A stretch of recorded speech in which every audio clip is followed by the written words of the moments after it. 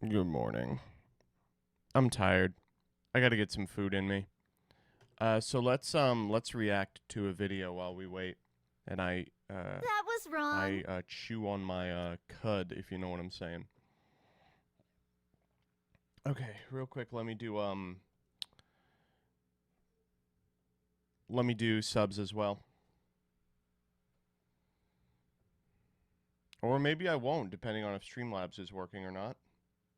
Drinks with Maddie, thank you for the 7. Playing branded dids next week at locals. I'm determined to make the twink meta again. Is this cope? Yes. Swesty RS, thank you for the 3. Okay, we're caught up. Let's watch some epic gamer mementos. Oh, I swoosed this over just a little bit too. Here, hold up. Watch me swoosh it back. Whoop. What are we watching? Oh, new Pendulum deck. Yo, what's up guys? Welcome back. So, let's zoom in, let's take a look. We have Pendulums in the new TCG format, where we got Monkey Board back. It's something that I personally, did not expect. Getting back Monkey Board, once it was a very powerful card, but now I feel it's about time, right, to try it out again. It's still a one-card scale. It's still simply amazing, and one of the, I believe it's called Celestial, right? It's both the Performapal and the Pendulum Magician, right? The one that searches, when it's like Pendulum summons or control a Pendulum summon monster. This one, yeah, you know which one I mean. Plus the one of Astrograph Sorcerer. So a couple of changes to the build I was using a couple of months ago when I believe Beyond the Pendulum was revealed. I feel it's just fine as a one-off. This decklist is again very similar to Triff's decklist, most recent decklist from, I believe it was last week. A couple of good things, like for example the Link 2 ones, the Charmers, right? The light and the dark one, fantastic. It lets you link climb, and let's face it, most decks do run either a dark and a light, or light, like Despia, Sword Soul, whatever, even Sky Striker. So you can definitely capitalize on easy link summons.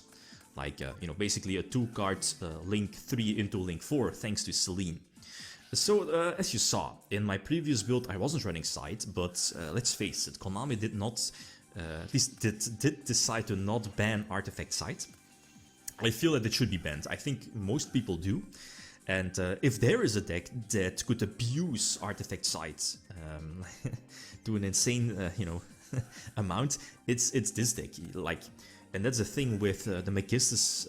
I mean, this is not new, right? With the Magistus Link one, you can like Harmonizing Magician is your full combo into Sidelock your opponent during their turn plus Baroness. So, that's really crazy. Plus, the thing is that this deck can play around Nibiru, like going first, and that's something that, is no surprise.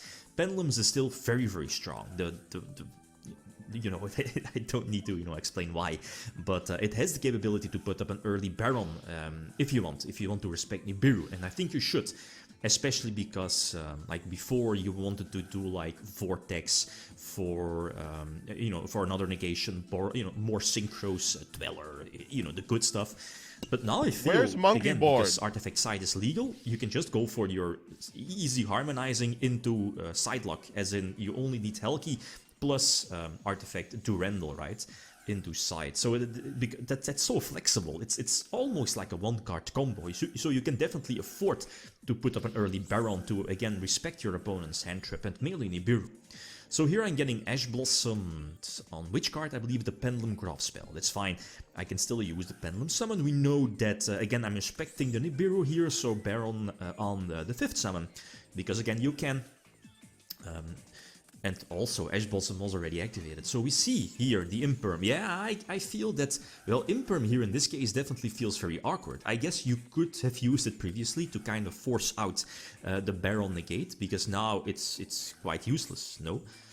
Because you're always going to have like a monster on your side of the field. Yeah, I mean, okay, set it maybe for some protection, but you're still going to get sidelocked. And that's the thing with Baron. I believe Baron can still negate?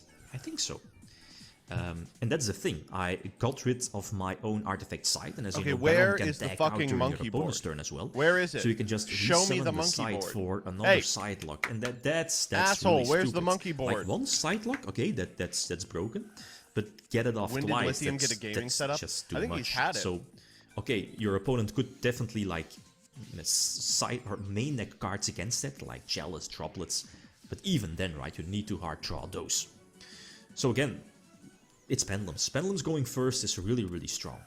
Now, going second, and that's where, as you know, like, it's still weak. Lithium, well, where is the it still struggles board? going second, and if you face like a board like this of Sword Soul with multiple negations, multiple interruptions, okay, there's still the side deck if you know you're going second, you're side decking in, you know, the usual stuff, Lightning Storm, even maybe Dark Ruler, you know, evenly matched to combat against those fields and to force out those early negations. So we know the Blackout is there, the Omni negation of Barrel. Monkey! The monster negation of Chichao and one unknown sets, I think, right? I have Monkey Board. Monkey Board is still nice. Okay, you're not running the D-Turtle and, what's it called, the Lizard? Draw, I leave the card. Monkey. Pendulum, All negates gone. Monkey!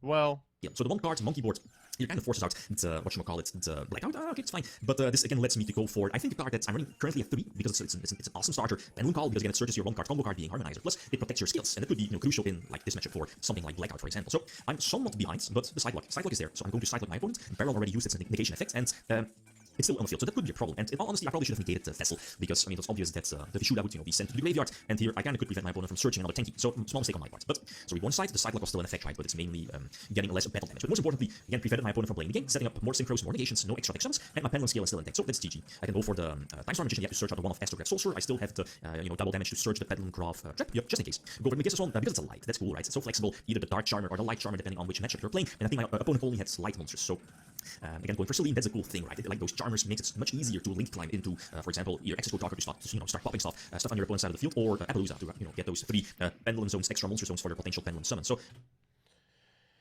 okay, well, okay, so I am still in the tank about what I'm going to play for this upcoming event. I've been thinking about Synchron Lich. This is where I am with that. The problem is, the idea was you could use Jet Synchron and 3 tuning as your, like, Hauk starter. And then I realized this is actually one monster short, isn't it? We would have to play another Hauk starter. So what are we playing? You know, that's the question. What Hauk starter could we play? Punk? That's a good one. All right, well, now I've immediately lost interest. I'm going to bring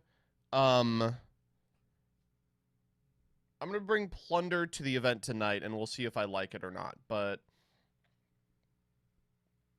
just doesn't seem like a very good time to be playing Plunder. Psy Reflector? That's so many bricks, though. That's so many bricks. Event tonight? Oh, it's just locals. Hero lives at 3 and the Hero Master won't do anything? Well, I'm reasonable about the playability of Hero. How good is Plunder against Despia? Dotscaper isn't a Hauk starter.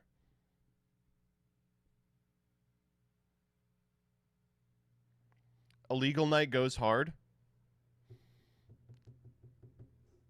You think I should be on Illegal Knight? I might. It gives him a dark, bro. It gives him a dark. It's a dark kaiju. It's not a kaiju.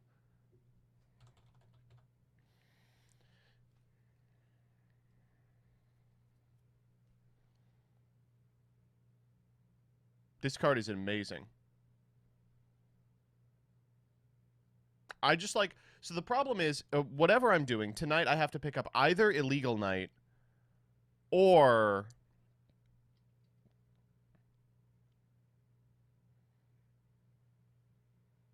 I have to pick up like a Barone. And I can't, I don't know where I would get a Barone. None of my friends have one.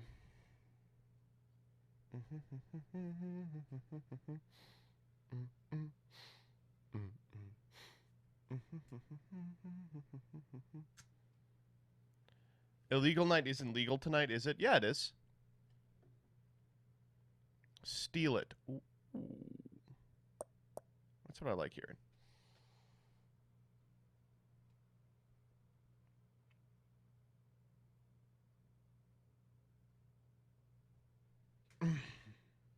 I think our OTS is just doing it. Plunder hard loses to Fluanderies. Just cannot agree with that less. Unironically, ask Gage, Dan. They can't do anything tonight. You know, if I have until Hartford to get a Barone or an illegal night, I can do that.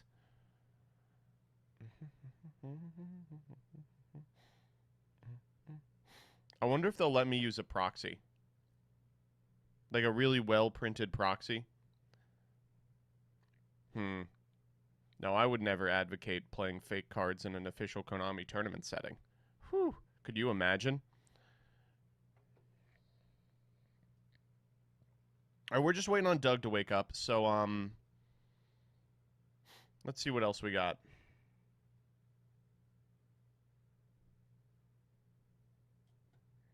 Oh, I had to make Anaconda, this yesterday. cry face, my sacred beast, Anaconda. This was a highlight of the Mercs cast. Anaconda, cry face, my sacred beast deck is dead. That was wrong. No! True! Doug is streaming. Hey, buddy. Let's go. Yeah, we'll do a little Twitter. What's going on Twitter? Oh, did you see Elon Musk? He said it. He said the thing. In the past, I voted Democrat because they were mostly the kindness party. But now they have become the party of division and hate. So I can no longer support them and will vote Republican. Now watch their dirty tricks campaign against me unfold. Popcorn. This guy really thinks that he is the Joker. He legitimately thinks he's the Joker. When I Uber Eats, I am summoning them like Dark Soul. Fuck, he's so funny. Oh my god. Fuck, he's so funny. Oh. Oh. Witnesses for Amber Heard testify and Johnny... Okay, we're not doing that. Morty? Oh, yeah. They're making a Rick and Morty anime. They made, like, one episode of the Rick and Morty anime. I guess people liked it enough that they're making 10. I think it'll be fine.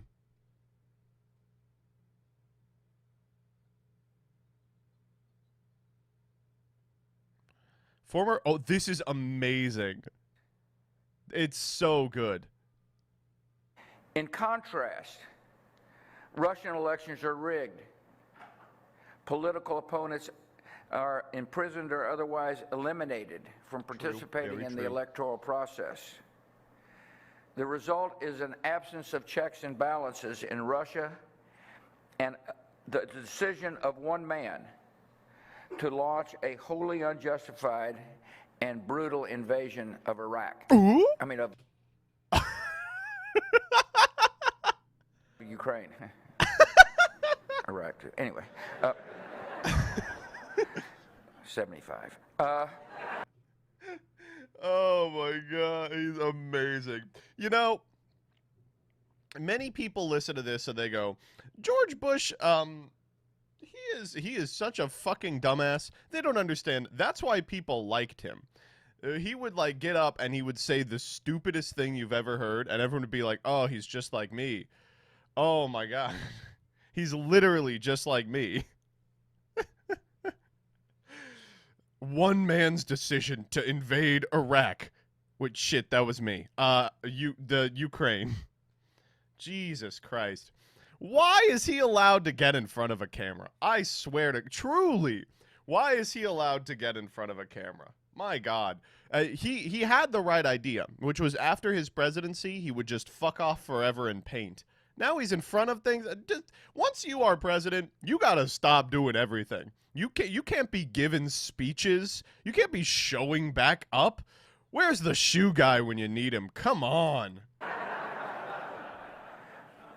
That guy's fine, by the way. The shoe guy retained his job. He's like, he continues to be a well-respected reporter. It's like he got no repercussions for that, and I say good. He should have been promoted to king. All right, what else do we have? With this Mark Cuban shit still trending. Oh my god. The Krabby Patty secret formula shortage. I'm sorry, that's not a good joke. The kids are dying. It's not a good joke. Melvin Capital Management. Oh, good. I'm sure this is going to be a great company that does wonderful things for America. Melvin Capital, the once high-flying hedge fund that lost billions of dollars after its bearish wagers were caught up in a Reddit-fueled rally. All right, I'm back in on Melvin. Told investors it plans to wind down funds and return cash. What Reddit thing did it do? Plotkin shuts Melvin hedge fund reeling from Redditor attack. The firm never recovered from the GameStop short. Yeah. Oh, that's so fucking funny. Wait, it worked. After all this time, it took a couple of years, but they found it out. We actually did it, Reddit. We legitimately did it. This is the first thing Reddit has done that I am on board with. They shut down a venture capital firm. Incredible. Thank you so much. You know what? Actually, Reddit was not a mistake. Reddit is a powerful tool in the fight against online cringe, I guess. Critical support to Reddit. Yeah, I gotta agree. Wow. Exceptionally rare Reddit W. Wow, great job, team. All right, what's up next? Hashtag monkeypox. Okay, that again. Mike Liddell. Whoa. Wait, Martin Shkreli is out of prison? Someone call up Eric. Put him back. What? I thought he stole like $1 quadrillion. Did he go to minimum security or something? What happened? Well, there's a Reddit L right after a Reddit W. Huh.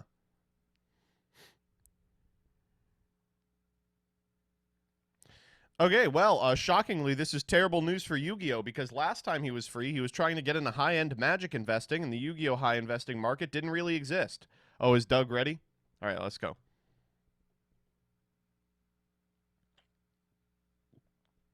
God. All right, tangent here. I live vicariously through Kyle constantly. He'll post about like making pasta or modding his car, and I'm like, damn. You know, I wish I was good at that stuff. I'm okay at making pasta. I just don't have, time to let something simmer for 12 hours, which is truly the male fantasy. I'm going to be honest with you. Like, tell me I'm wrong. The male fantasy is just sitting on a couch and just doing this while like a pot of sauce simmers for like 8 or 12 hours. There was 1 week I remember in particular in which I was just going through like hell with school and work. It was legitimately like I would wake up at 8 a.m., I would go to bed at 3 a.m., and I would have under 10 minutes to myself a day. And finally, one of them finished, and I went to my wife and I said, I need to make chili. And I bought a lot of chili ingredients and I put it all in a pot and I sat on the couch and I went, ah. It was in the middle of winter. Truly, truly beautiful. Where's Doug? Yes, signups will go up at 6 EST.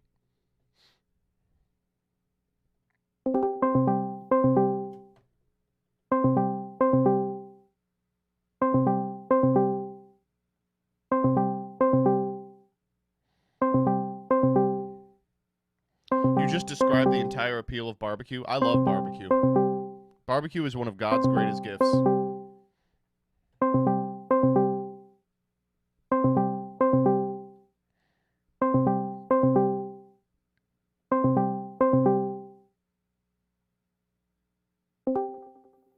Hello?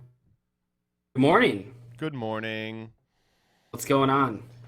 Oh, not much. I'm just chilling. What's going on with you? Just big chilling. Oh, I'm ready for this master roulette. Oh, I'm ready. great. Well, you have a So- name for it. Yeah, master roulette. That's the Master name. That makes sense. Roulette. Master. Yep. Master. Okay, this new series is going to be called "Why Nobody Plays the Egyptian God Cards." Thank you, Chad. Yeah.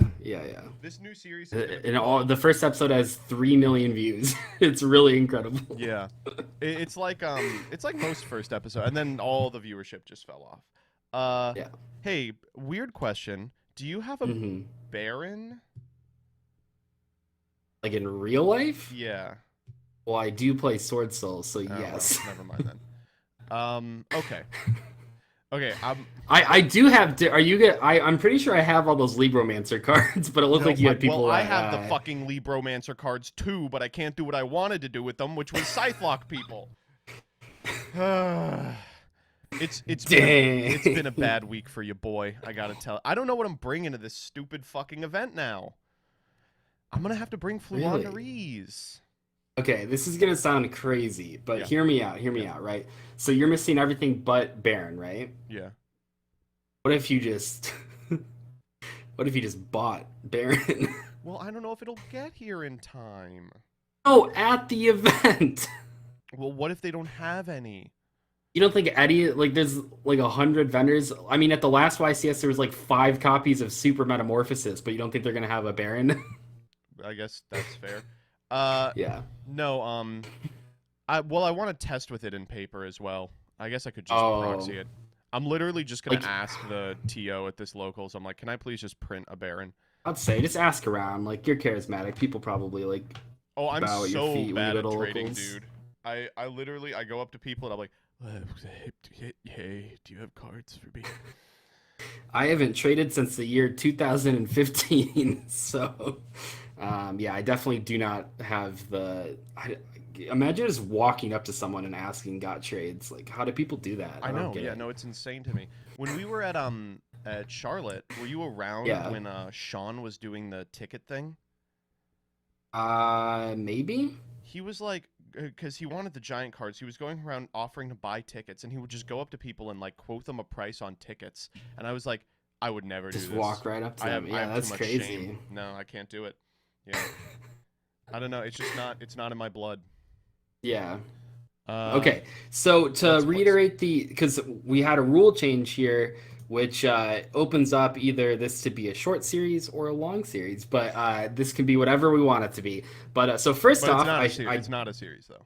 not a series. Yeah. First off, I don't think I told you this yet, but I am actually. This is where I say like it can be whatever we want it to be, but I am actually, and don't forget to remind me to gift you subs after this for the gems or whatever. But I am taking off each pack that we spin is removed from the wheel after that spin. Right.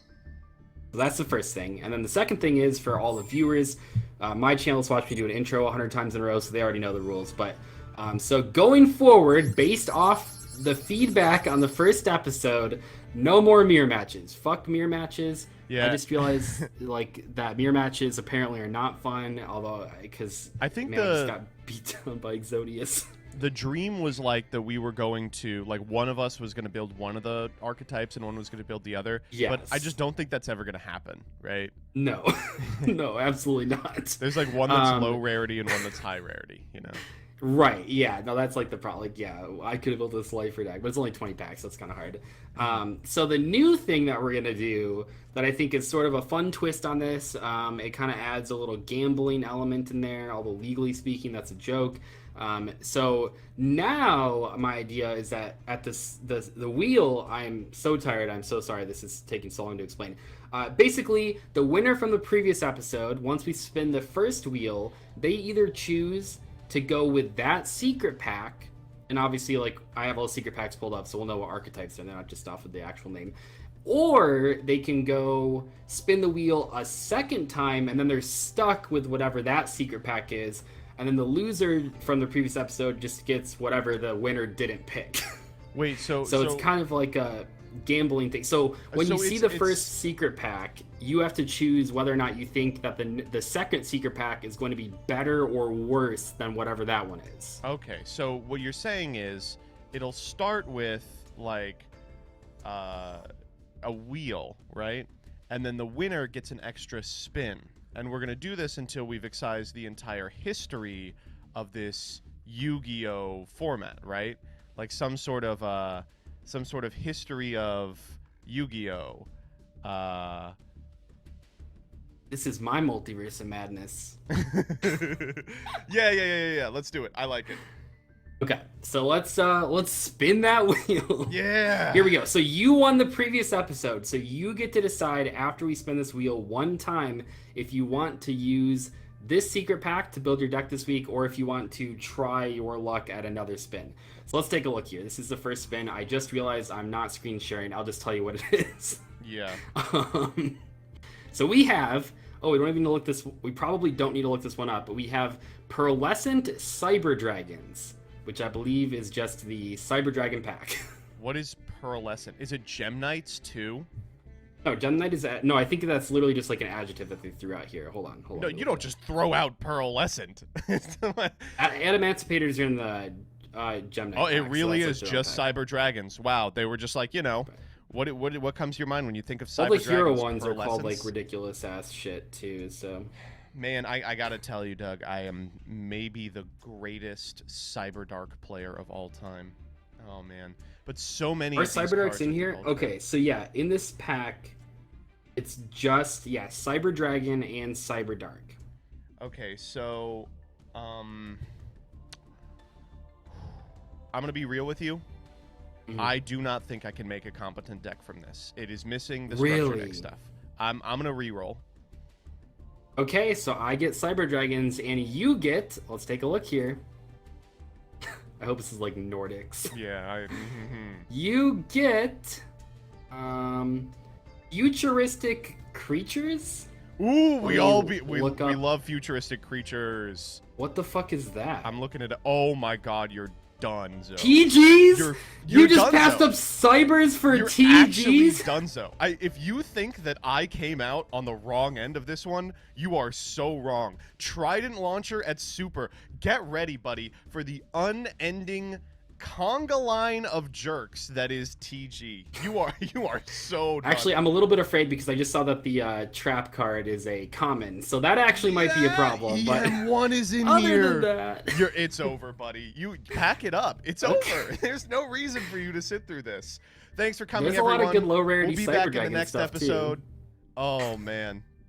Nothing can be worse than my deck last episode, so I think it's gonna go fine. Oh god.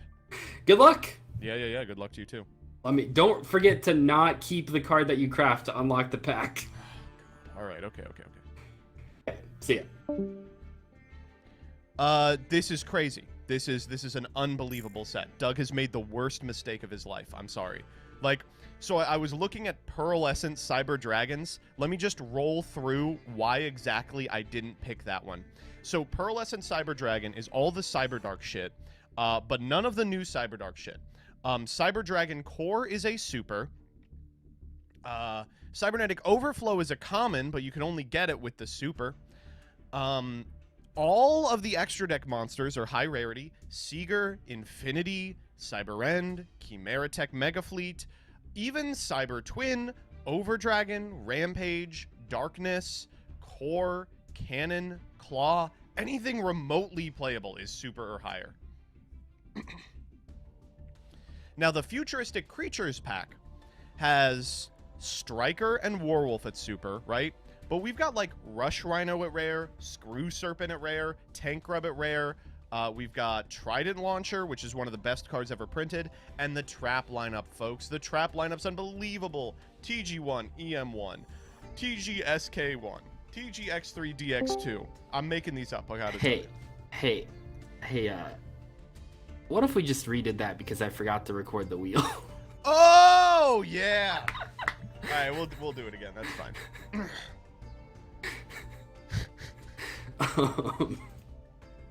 Whoops.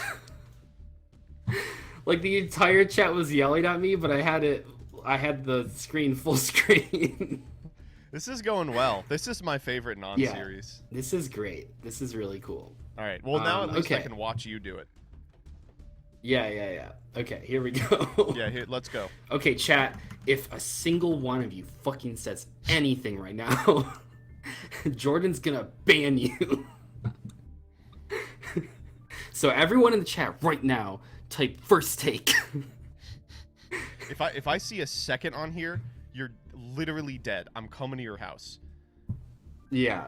Oh my gosh. Okay. Here we go. You're gonna learn what pearlescence is. Okay, so here we are at the wheel. MBT was the winner of the previous episode, so he gets to decide if he wants to keep the first secret pack that we spin here. Let's take a look at what we get. Sometimes we have to look these up because their names are really vague. Ooh. So we got Star-Studded Futures? Oh, I have no idea what that is. I'm gonna have to look it up. I'm so happy to be here for the first time. Let me just see what Star-Studded Futures is. Oh, no. I will be taking this one. What is it? It is the Crusadia and Orcust pack. Are you fucking kidding? I am not fucking with you. Okay. Yep, that's fair. Let's spin it a second time and see what I'm getting today. Hopefully it's not Nordics. You're about to cry because I'm going to get Enchanted Threads of Shade. Is that the Phantom Knight pack? Whoa, there's no way, right? That's crazy. Threads kind of makes me think of not Phantom Knights. Let me see here. It is the Shadow pack. Really? It's Shadow and Thread. Zephyra. Yes. Oh, wow. Oh, this is gonna be kind of hype. I'm not gonna lie. This is an episode. This is yeah, much this better is a really than the good, TG like, Cyber crazy... Dragon one. I don't know what you're talking about. That was a different hypothetically, multiverse. I dreamed that one actually. I dreamed. You dreamed that, yeah. So we have Orcus Crusadia, and Harp is at 1 in this game versus Shadal's 20 packs. Here we go. Good luck, my friend. Yeah, you too.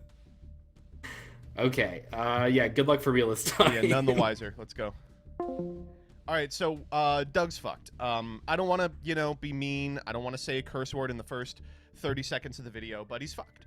Shadal's good. I mean, Shadal's a good archetype, in constructed. But when El Shadal Construct, El Shadal App Cologne, Gristia, and Shekanaga are all ultras, when Shadow Fusion is a super, and you'll probably only have one, when El Shadal Fusion is a super, you're likely going to be fusing with literally the equip spell, Nefe Shadal Fusion, which is a common in here. That's not sufficient.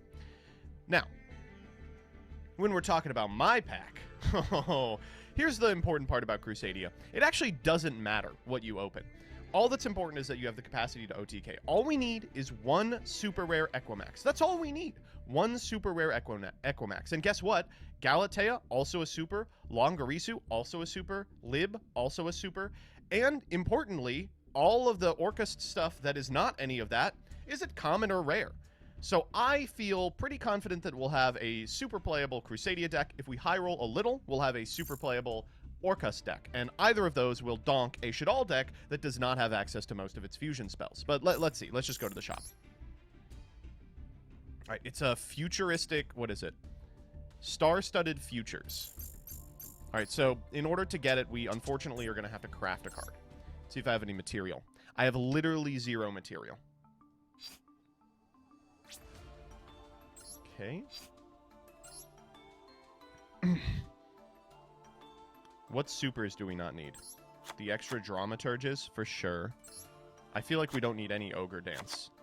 Let's just keep one of the dramaturges. All right, who are we crafting? What super do... I probably want Longirsu, because Galatea is limited, and I don't want to open one.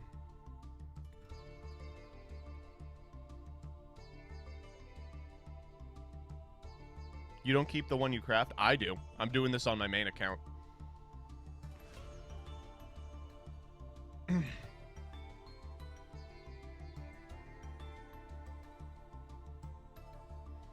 Let's do let's do... It is a 1. Jesus Christ, that is killer. That was wrong. Do we have long? Senior Exotic, thank you for the sub.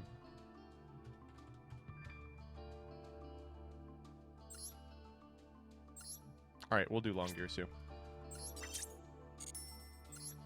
All right, let's check out our free pull first. Ready? This also we're not allowed to play. Okay, well, good. There's nothing in there we want. Okay, here we go. 20 packs starting now. So, the thing about Orcust, which I know and I hope Doug doesn't, is that it's actually very playable even without access to the new stuff, right? Like, what you want to be able to do is just get a resource loop going, and that's completely playable without Ding Girsu. You're going to have to rely on cards like Orcust Einsatz, but I have no problem doing that. Let's see what we get out of the bat. Spatha, very important. Ooh, Alarm Duck. Not exactly what I was hoping for. Return is good as well.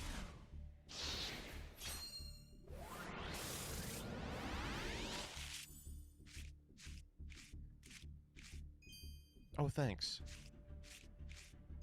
Babel, good that we picked that up. Can we get some supers, please? There's one. Oh, Mixeroid. Awesome. Epic. Whoa.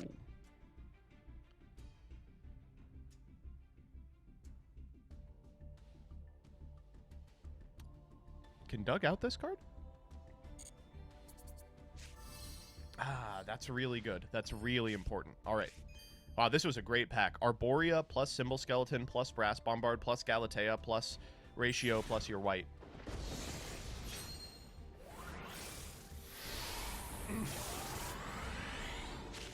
Oh, let's go. Let's go. Reclusia, Arborea, World Wand. Linguribo! Wait, that actually is going to come up with Brass Bombard. Wow, that's really good.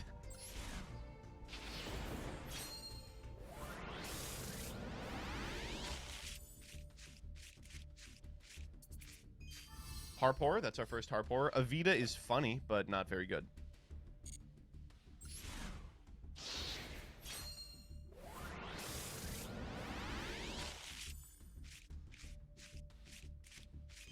How have we opened 3 Abyss Linda? Oh, Guard Dragon's good.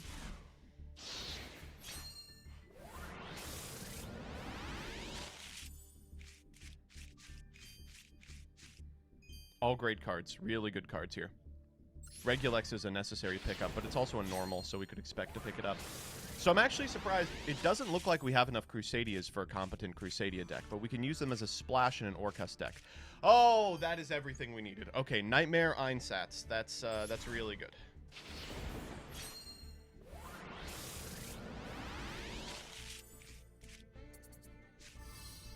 Sure. Orcustrion's a bad card, but a fine boss.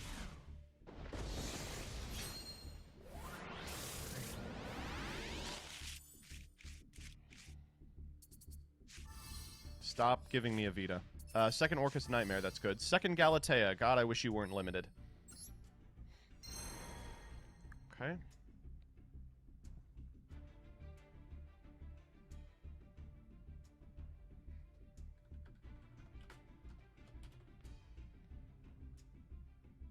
We're gonna take a picture of this real quick.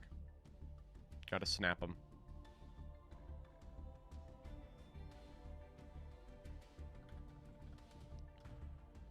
Screenshot folder, screenshot folder. Where's the bus ticket? Could be worse. Yeah, not only could it be worse, I mean, I think this is a really good start.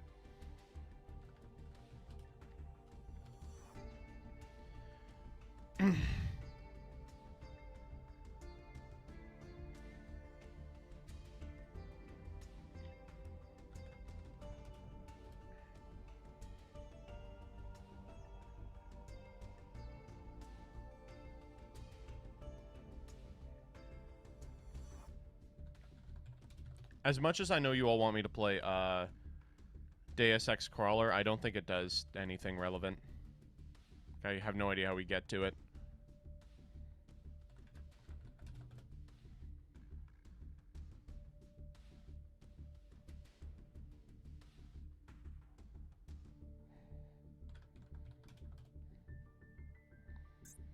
Okay, 10 more.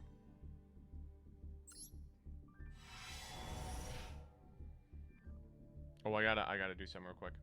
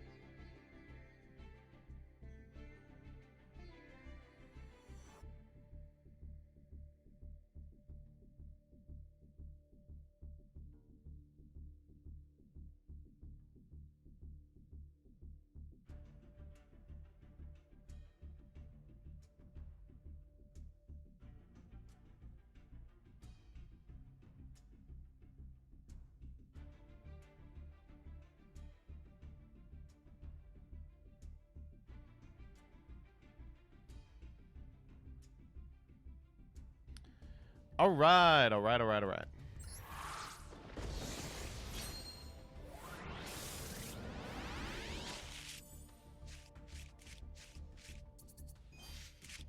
Oh, that's a nice one. That's a nice one. That one's pretty good, too. That's a pretty decent card.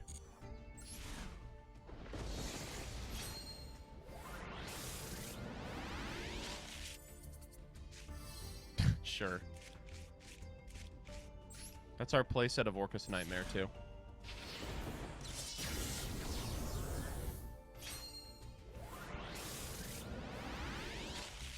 Wow, these are coming in hot.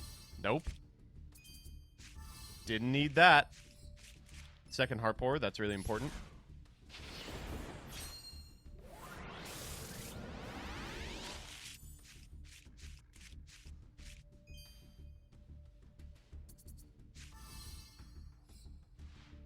That's really good.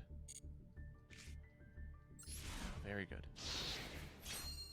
I don't think my wife's...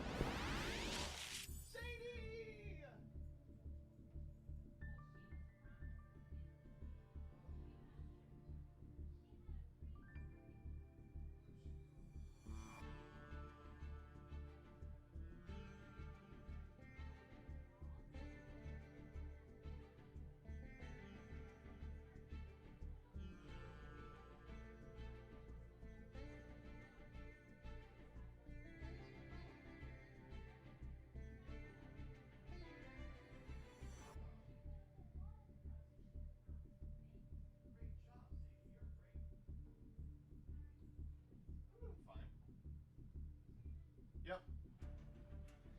Okay, my wife's back. I was worried about her. Power, very important. Somehow we didn't have a copy of that yet. What was that? Whoa! I've never seen that animation before. What's going on here? Oh, looks like it didn't do anything. Okay. That's it. It was just one super. There she is. That was wrong. Yeah, sure. Hello, chat. So I submitted all my schoolwork. So this morning I was just chilling outside with Sadie. I still have to do some research, but anyways, Sadie and I were out for 3 hours this morning. She went on a walk. First she saw Buzz, the beagle, and she was sniffing him, and she said hello. Then she saw her friend Max, who's a fluffy husky, and they ran around together, and then they went swimming together in the river, and Sadie went on a big swim in the river, and then she went on another walk, and then she went to the park, and Sadie has trouble meeting new dogs, and she doesn't always get along with puppies, but she met puppies, and she was really good with them. She played with dogs she's never met before, which is hard for her, and I'm really proud of Sadie. Me too. She had one initial scuffle with one of the puppies. This puppy had never played with other dogs at the park before. So after this initial scuffle, a dog's like, "Oh, if a dog's growling, you gotta back up." How is Sadie's ability to share now? As I think about, she has been doing much better playing fetch in the park when there's other dogs around. It's usually best if she can outrun the other dogs, or the dogs she's good friends with, or sometimes when there's dogs that are puppies but are really big. Sadie just has more dexterity than them. So she's been doing really well overall. She won the scuffle. Yeah. This is a 5-month-old dog.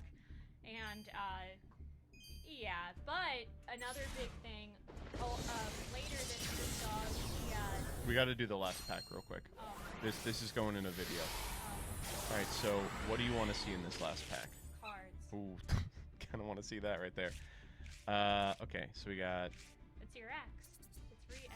Oh, an SR that isn't even lit up. Okay. That purple one looks very interesting. Is it going to be a good card, you think? Oh, that was bad. I want the purple one. Wow, we really needed mages. Wow. Okay, ready? Here we go. Oh! Was that a good thing? Yeah, it's pretty good. Yeah, we could probably use this. All right, okay. Let's get building. Good luck. Okay, now you can talk about the dog again. Oh, the dog a couple times was like laying on its back and had its tummy up, like very submissive, and Sadie was sniffing it, and I was like, Sadie, but she really was just sniffing and then went on her way, and this happened a couple of times. So Well, I'm, she's not gonna like hump it. She's Spady.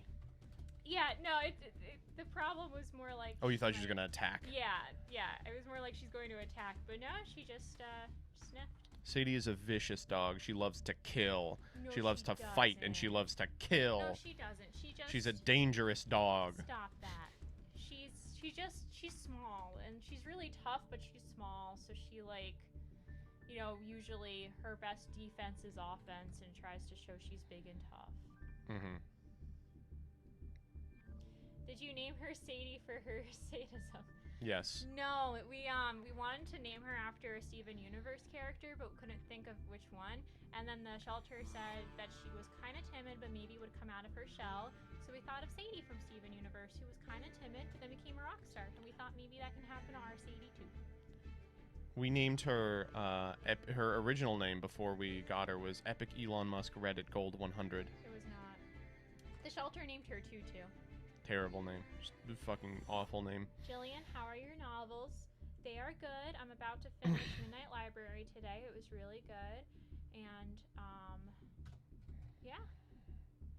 It is now the summer, so I won't have classes. I still have a lot of research to do, but I won't have classes, so I'll have more time for, even more time for reading novels. Tutu, yeah, isn't that the dumbest name for a dog? Awful And also, name. like, look Penis at this name. dog specifically. Like, hey, here, trying to show you off. Like, why would you look at this scrappy-doo looking dog and be like, oh, we'll name her Tutu? Clear Tutu. Right, I know. That was a silly name for you. They're scrappy-doo looking. Ah. She's part poodle, but we don't think they knew that. You okay? Oh, you want you to put your feet somewhere. There you go. You want a bite? No. That was wrong. She said, I'm done. Yeah, she's tired. She played a lot. Oh, Joseph, she met a standard poodle. He was 9 months old. His name was Leon. And it was very funny watching this poodle. She ran Joseph's steps. That's cute. All right, so we have like an entire deck prepared. So unfortunately, the downside is we got all these cool ass Crusadia extenders, and we're gonna play them because we want extenders in Orcust anyway. But we didn't get Equimax, and that really throws a wrench in the whole Crusadia strategy. So I think we are just gonna play Orcust. I hear that deck's okay, you know. Play Waking or Riot. I think the Waking is not going to resolve. All right, let's see how many of these we have. How many... Well, we can only play the one harp, unfortunately. We can only play the one Galate.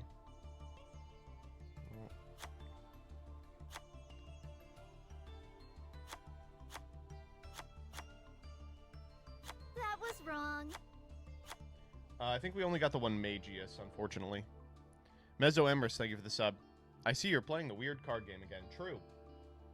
So we have 3 Orcus Nightmare. We have That was wrong. 3 World Wand. Do we play 3 World Wand? That seems like a lot. Oh, do we actually not have 3 Orcus Nightmare? Or I think we might only have 2. No, we have 3. We're playing Xernatron for sure.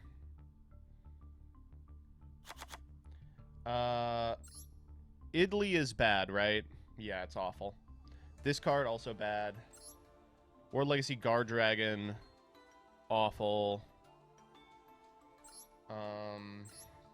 Latinum Exarch, not good at all. How many Symbol Skeleton? I believe we have 3. It's a normal.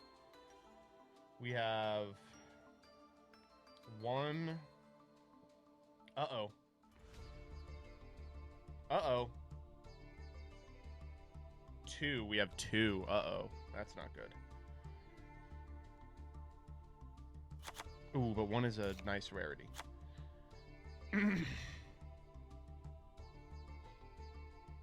We're just jamming as many of these Crusadia in as we can, I believe. We've got 3 of this guy.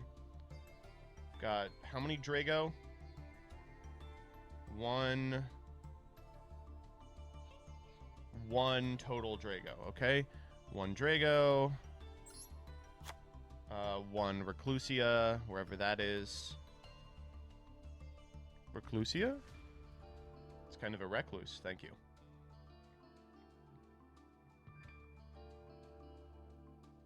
We have a Brombard. Where the hell is Reclusia?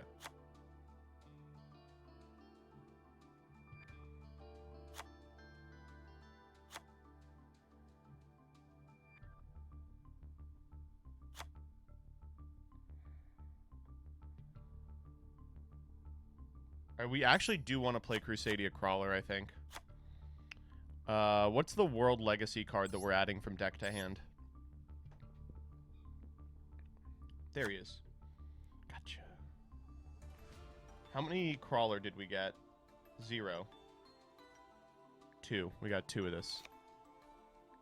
Wand? Oh, that's a good one. We're playing Babel for sure. We did pull a Crescendo, so we'll play that. We'll play World Gears of Thaumaturgical Demiurgy. Yeah, you got it.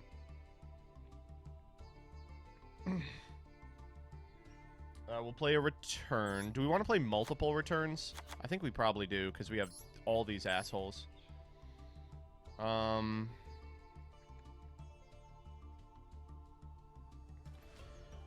Okay, now we have a problem.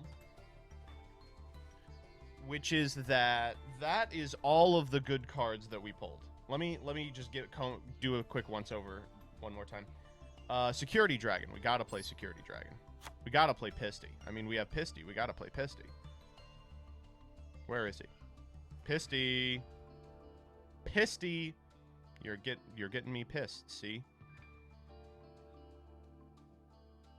There he is. We gotta play Heavy Metal Foes shit card. None of that's good. We have Arborea in here, right? We don't. Well, we need her. How many Arborea did we get? 1, 2. Well, that's pretty good. Babel, Babel, Babel. Do we play World Legacy Guard Dragon? I feel like we probably do, right?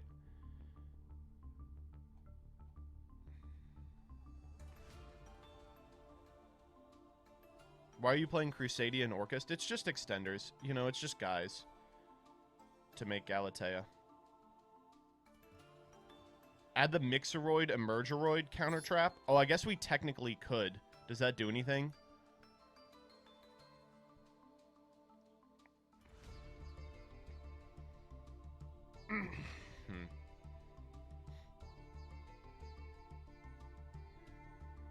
We have 1 Spatho, 1 Regulex. Yep. Where is World Legacy Guard Dragon? I swear we pulled it. Did we only pull it in the first set? That'd be very funny. Yep. Alright, we got 2 of that.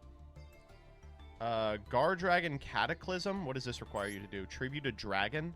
We don't really have very many of those, so I don't think this is good. Some generally penis cards. Wow, really just like straight up 0 other playables. Crusadia Testament? What is that? Oh, we probably do want to play a Crusadia Testament. We can make Mekk-Knight Crusadia Avram, and then Testament to draw 4. That's funny. What else do we have? Super Factorial? Yeah. Double Lib, yeah. We should probably play Lose One Turn, right? I feel like Lose One Turn is crazy. Emergeroid Call. Yeah, thoughts? Emergeroid Call. We do be calling. What's our Mixeroid? Where did we pull him?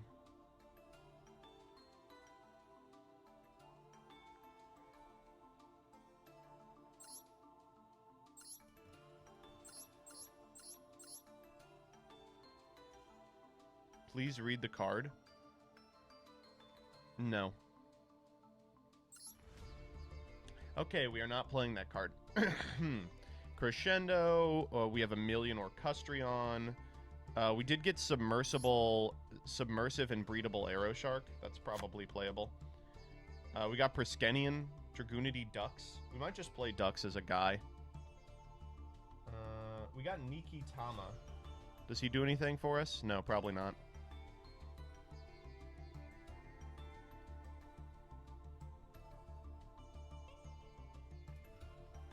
Oh, there's a third Arborea. We should definitely play all three of those.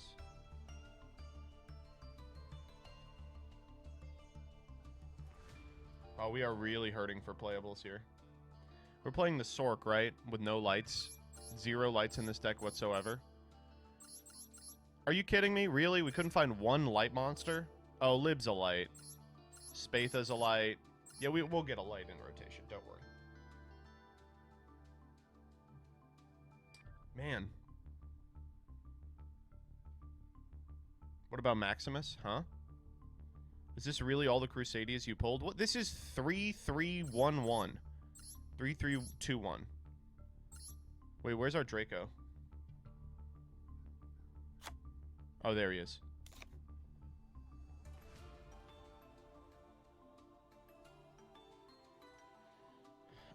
We could play Crusadia Power.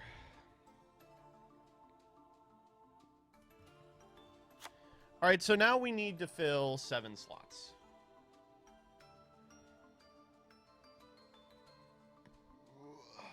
You need more dragons and then play the World Legacy Guard Dragon? Well, you're looking at all the dragons. We can't play Waking. Waking does literally nothing for us. Why would we play Waking?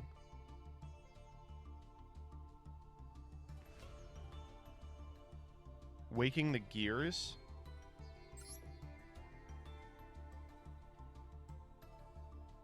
Okay.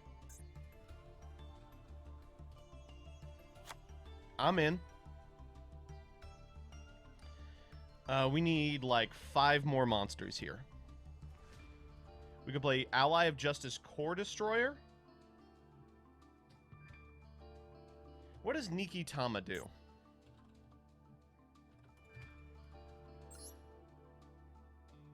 This is awful. What does Red Eyes Retro Dragon do?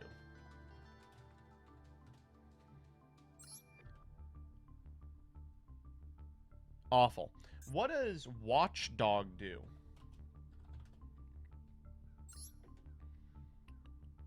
Oh!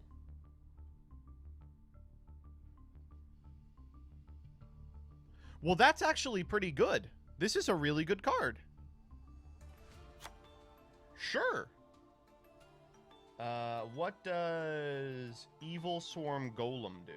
It's 5 stars, so I'm not going to read it. We'll play Ducks.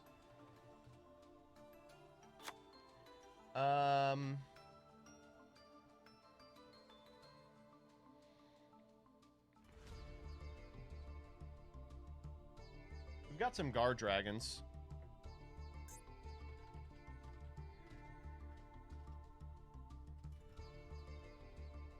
Read Watchdog, it fucking sucks. Why? Oh, just read that last line. See ya. That was wrong. Can we play like a small Guard Dragon package? We have 1, 2 of this guy, 1 Andrake.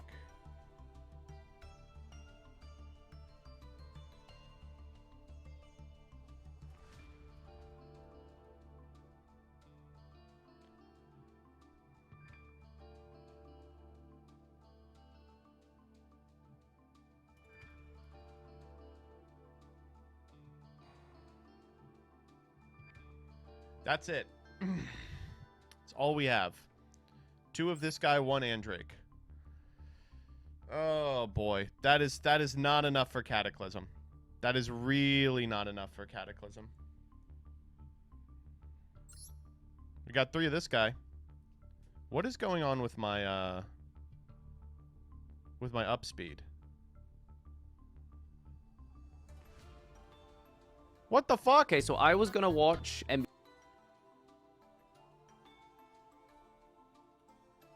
Where's... Okay, hold up. I would like to get my, my stream back, please.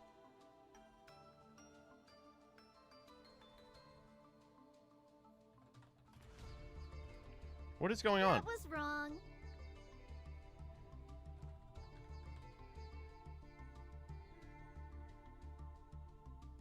Getting owned by something. Yeah, no, it's buffering for everybody.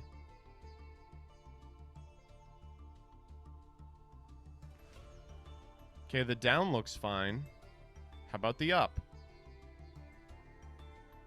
Decent. Why is it fucking up?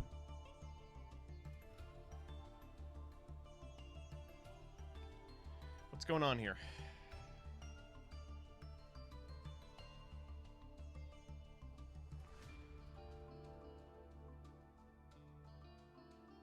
Oh.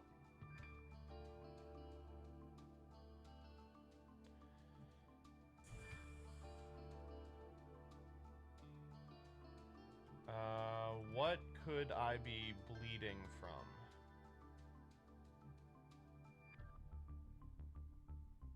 I'm gonna try some stuff and then I'm gonna...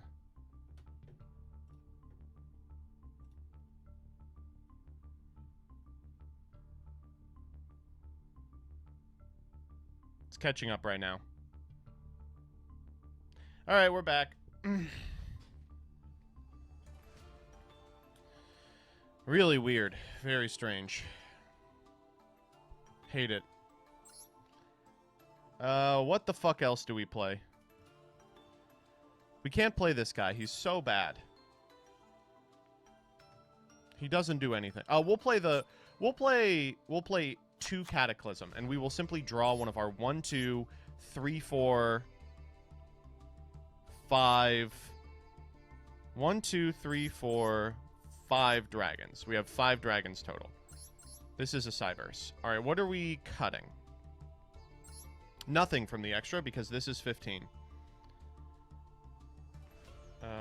Play the Avatar? No. Cut ducks for the red eyes. Oh, good idea. Good idea. Really good.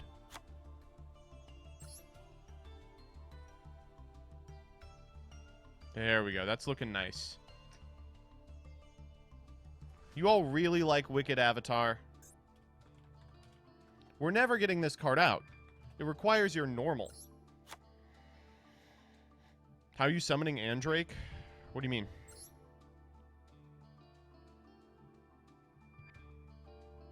We're not. Alright, there we go. Deck's perfect. So this deck is really, really good if we draw the right half of it. If we draw the wrong half, we're fucked.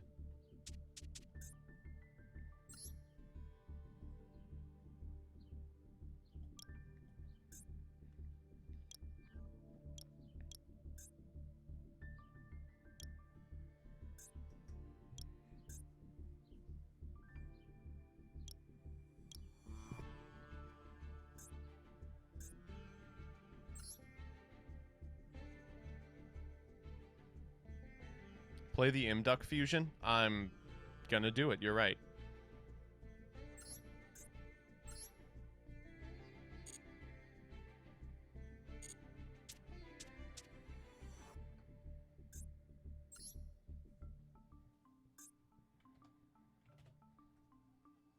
What's the name? Alarm Duck?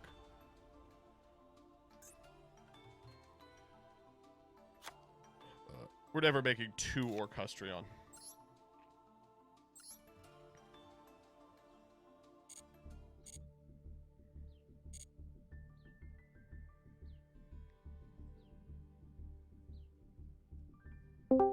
We took an extra 15 minutes over Doug. Yo. I heard you were having stream issues. Yeah. It's all good now. Okay, cool. How were your polls? They were good. They were good pulls. They were, you know, Why are we talking about this? You know what? We don't need to talk about the polls. The polls were fine. We're just gonna The polls- see. the- you know, the proof's polls in the were fine. pudding. Like we're gonna see what happens. Yeah. No, listen, the polls were okay, but we are playing some filler.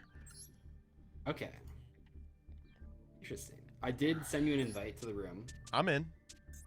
No, I would say my polls were bad, but the deck has no filler. So wow. I don't know. What did you do a prediction? That was wrong. Yeah, let me do one real quick. I was like, a prediction? I think I'm gonna win. You meant for my viewers. Yeah, I did. Because mine was 50-50, but then some people started checking your polls, and they were like, you know, I kind of wish I could change my vote. So, but people have been pretty spoiler-free, for what it's worth.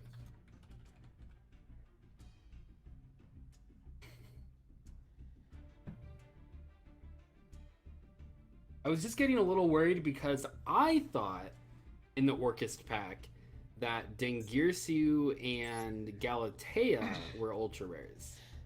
But it turns out No. Galatea is a super rare. So that's a little scary. And all of the Orchest cards are low rarity. That is correct. That is correct. And the Crusadias aren't bad either. Yeah, the Crusadias are low rarity, with the exception of Aquamax and Magius, I think, are supers. Okay. But Crusadia shines when you're able to like tribute over an opponent's monster with a kaiju. So we'll see. Okay, Yeah. that off to a Okay, good lost the start. die roll. That's not good. Oh, okay. I really thought for a second you might actually choose go second. Oh, to try and like Crusadia. OTK you with Crusadia. Yeah. No, I'm doing real I thought it stuff. was a possibility. Ooh, not that real. All right, this is Okay. this is all right. So we're gonna go normal Leonis. Yeah. We're gonna special Magius. Okay. Seems pretty good. We are going to special Reclusia to the link point. We're gonna trigger You Magius. really didn't want to go second, huh? That seems like it we're would gonna- have been so good. Grab Draco. Well, I mean, what do I accomplish with this, right? Is the I don't know. real question. We'll go Regulus here. Yeah, Nightmare Phoenix and a Nightmare Unit or Nightmare Mermaid. Right, yeah, Just and like then the full old Orchest days. combo. Yeah. And here is where our story ends. Okay. We'll crab I mean, back you're the adding, that's cool. Leonis. And we'll do this too. I don't even know what this guy's effect is. Oh, gains the attack. Oh, adds a Crusader Spar trap. Okay. We're gonna get Crusadia Crawler. What the fuck is that? You don't know about cool. Crusadia It's Crawler? an insect? No, I didn't. You know, I thought you were gonna add the one that makes them unaffected by cards, but I guess Crusadia Crawler had to be the Yeah. search right there. It did. Makes What sense. am I trying to be unaffected by? All right, back to you. Yeah, true. All right, here we go. This is the draw that changes the entire hand.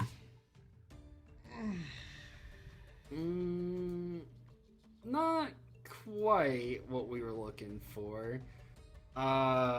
This is not good. This is not. These don't work. No, I can't just do that. There's no way. Oh, God, this is so bad. I mean...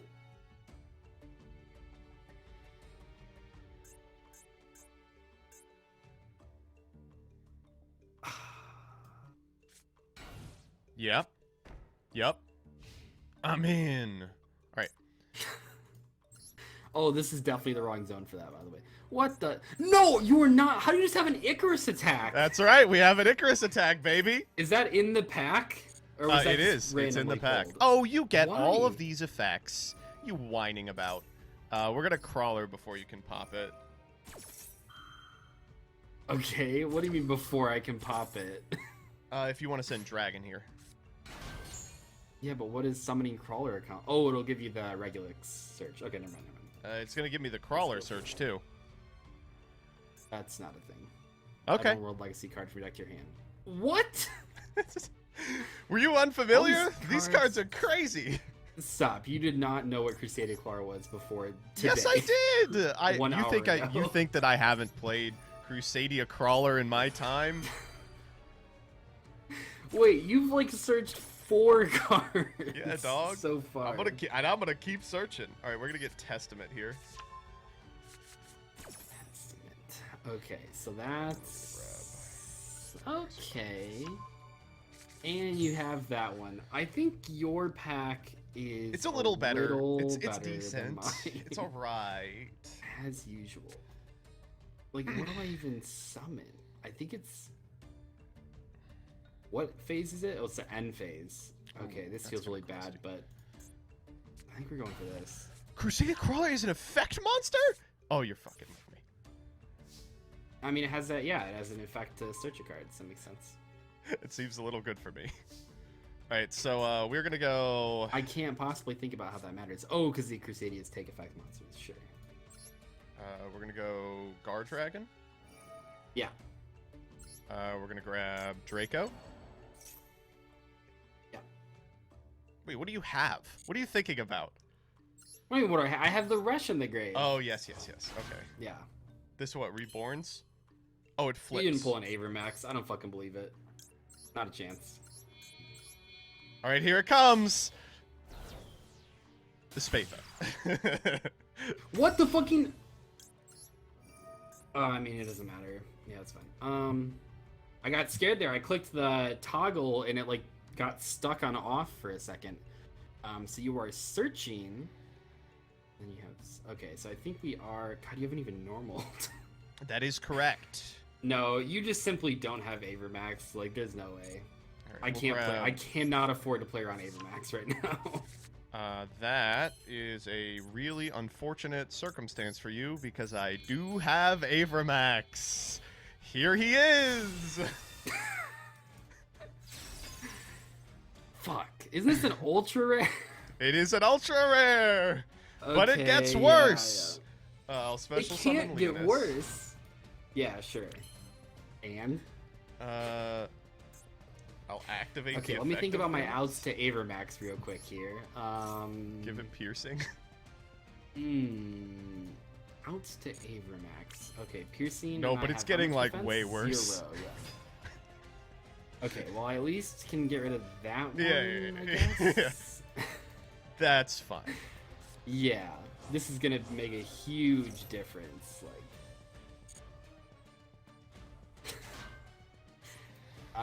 Dragon bounce the harp. Yep. You don't have a response. I don't believe it. Ooh, why can't I summon this? Let me Because check you my... can't read. Oh. That's unfortunate. Well, not that big of a deal because I don't think I was going to do anything with it anyway. Let's just And go you to have an combat. Avermax. So nothing's a big deal. Yeah. When do we activate Testament? Is it after damage calc, or can I activate it now and pick the damage calc mode? That's a good question. What do you lose by just activating Not it now? now, Why do you okay. even want to do that effect? Why does that matter? What am I going to do in damage calc? You're not going to do anything. That, like, draws cards equal to the link rating of the card you run over, right? Yeah, it's no. Of the card that I run over it with. Excuse me? Yeah. You're going to draw 4 cards and do 4,900 damage? Is that correct. what you're telling me? That is what I'm telling you. Oh, wow. Those are some pretty good ones. Okay, second main, we're gonna go We're never orchestrated filming another return. episode of this We're gonna series. pitch the harp. Oh, yeah, activate. Oh, yeah, just... It's fair. Yeah, it's fair. yeah. No, it's Sure, fair. okay, yeah, this Okay, is so fine. I now got a we'll top go- deck that'll make this all really easy to win. Like, you don't even worry. Okay, we'll go Orcus Nightmare here. We also pulled Galatea. Yeah, that makes sense, but... You know, you just pop off, you know, you go off. We can almost extra link here. We'll Shut the go. fuck We're gonna go Galatea after Nightmare. We're gonna send World Wand. Yeah. Yeah, let's do this, but that's fine. Yeah, we Ascend will Wand. Why not? Sure. Activate Galatea. Oh yeah. This is definitely MBT's deck building skills. Yeah, that's the problem. Listen, here. I'm just a better deck builder. I don't know what to tell you. We'll set Orcus to crescendo. You know, that's just the way it goes. You know, I'm just Okay, very good at. Oh, okay, Yeah. and then we will. I'm set checking the one, tapes. one, If you two, used three, cards that you already had. You know, actually, I think I have to summon this guy so I don't discard for hand size. So we'll Oh, just yeah. I'm gonna Yeah, banish a crystal light in the problem dark, and we're just gonna summon. What? Chaos Orc. All right, go ahead. Oh, you're Okay, up. Evenly matched off the top right here.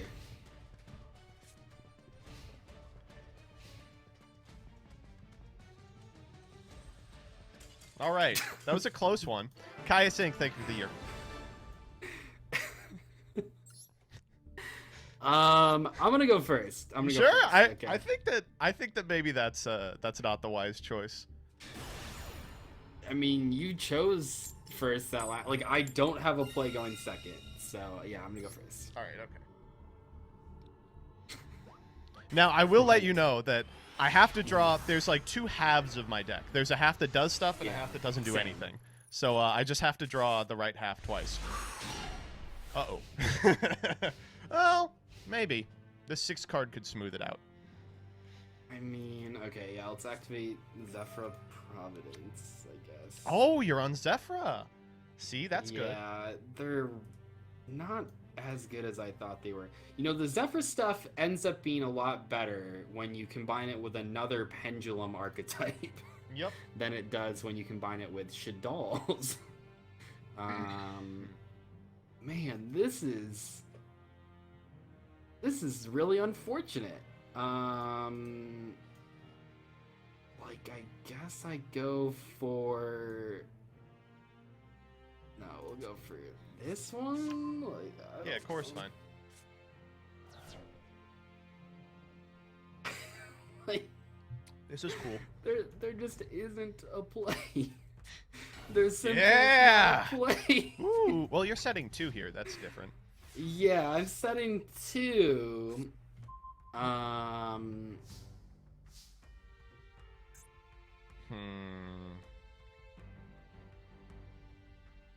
Oh. Okay. We're gonna begin with an orchestrated return. Yeah, that's fine. Someone in chat said I should. Oh, discard art. Just casually. Someone in chat said should have recorded the first wheel spin. Yeah. Yeah, well. Probably. How do This we want to new series title is just gonna be MBT Bullies DZ every 2 weeks. Well, you know, I'm in. Yeah. I have to think how I have to do this. Yeah, okay. Normal Reclusia. Yeah. Magius.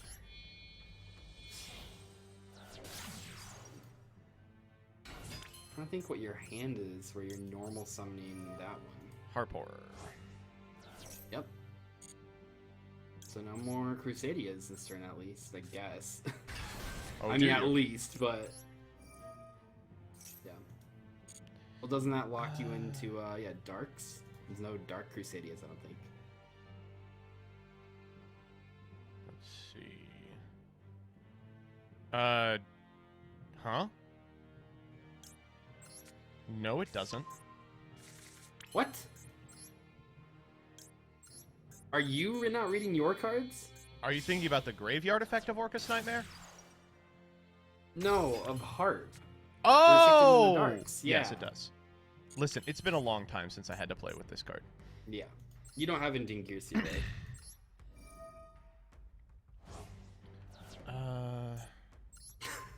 We'll send, what, Wand here?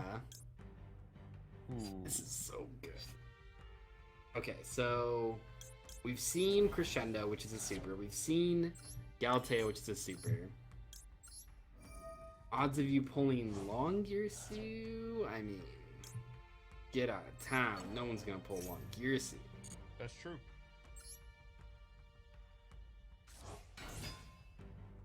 Yeah, bring back Harp. Yeah, this is all perfectly acceptable, I think. This is like normal stuff, yeah. Mm-hmm. Yeah. What do we want to set here? I don't know, tough call. think Uh, Babel's pretty good. With no Orcust cards in grave? Oh, I'm gonna have some Orcust cards in grave. Yeah, true. This is what? Something stupid? Yeah, but this is way dumber. Activate Trap Hole of Spikes? Ooh, okay. I'm in. Take 9 here. Check it out. Okay. Bounce off that. We're chilling. Now we're we're big making chillin'. plays. Yeah, this is All right, great. okay. I'm in. Set 1, okay. Here's where it all turns around. Okay. Let's try it. Yo, okay, I'm in.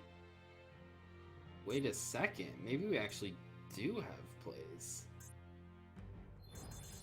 Yeah. Wait, hold on. Let's activate this. Let's go for... No shot you pulled Construct. Let's go for Construct. Yo, come on. Yeah. Okay. Wait, Hope? Activate Construct effect. Okay, what are we sending here? Dragon, maybe? Dragon's not bad. Get rid of the Babble. That seems kind of rough, though. I don't know. I really don't know.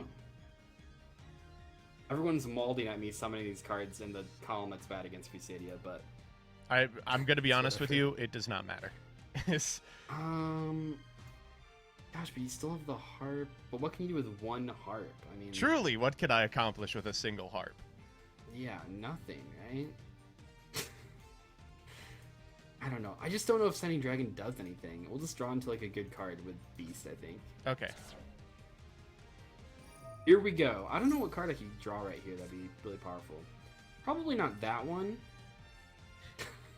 Chat, if you think we are cockdick ballin', sound off in chat. We'll see. This. Sure. Attack for 28. Probably.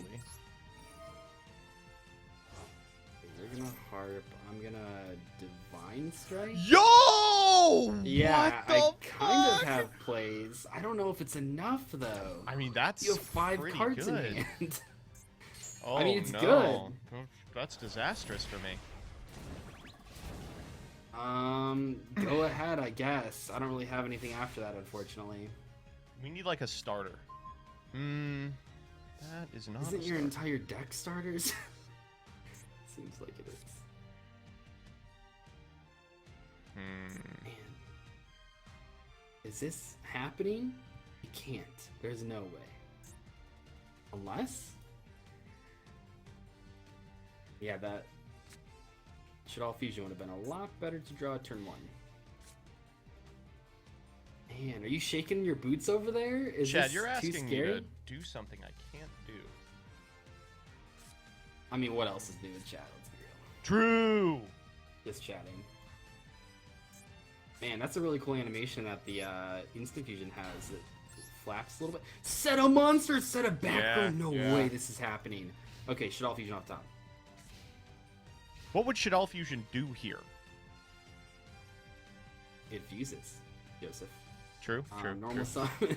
Shaddoll I'm in. Dragon.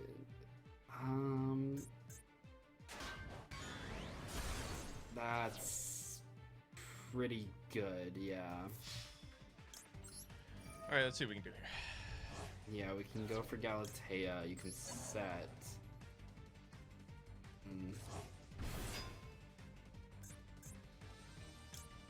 Oh, I should have let that through.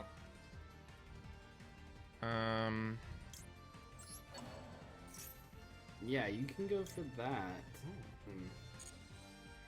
And I wish I had, like, any good extra deck monsters to summon. Okay, sure. Hack with Construct? That's not good. I don't know, though. We need something crazy off the top. Let's pass. I feel like I haven't done anything. Well, that is just about the best draw in the deck. Oh fuck. Ooh, boy. That's a good one. That's what I needed. Let's see what we get off that. Man, I was this close. You're at 950. Oh, it's Just need each. like one more card. Yep. It's each. Oh wait, what? Okay, let me You had think. 2 in hand? Is that what I'm seeing? Yeah, nice. Okay, so we have to do this first. What the fuck? Guard Dragon Garmedes? All right, and because we have the World Wand engrave, we can grab Oh, okay, interesting. my friend.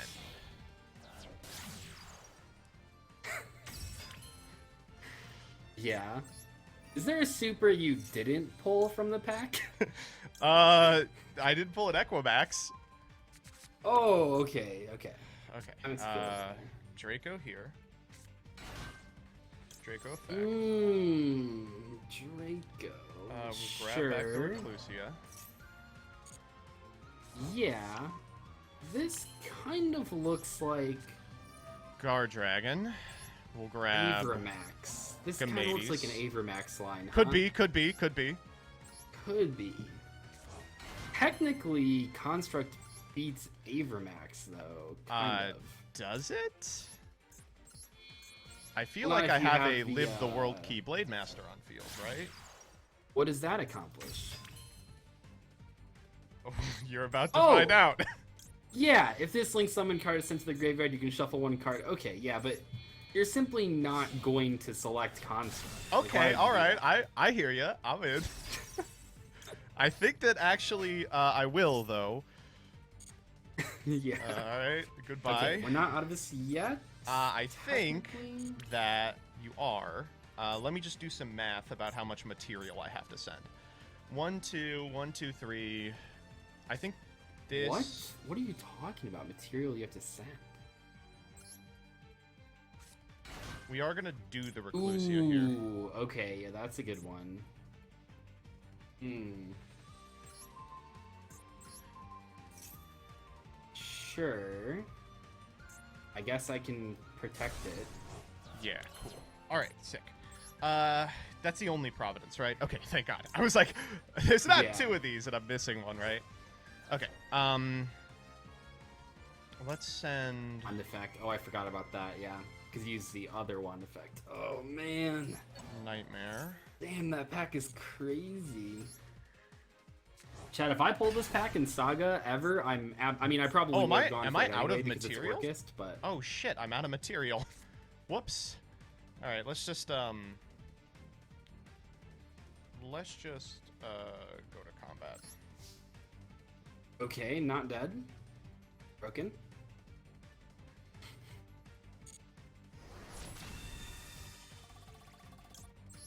And then let's draw 4.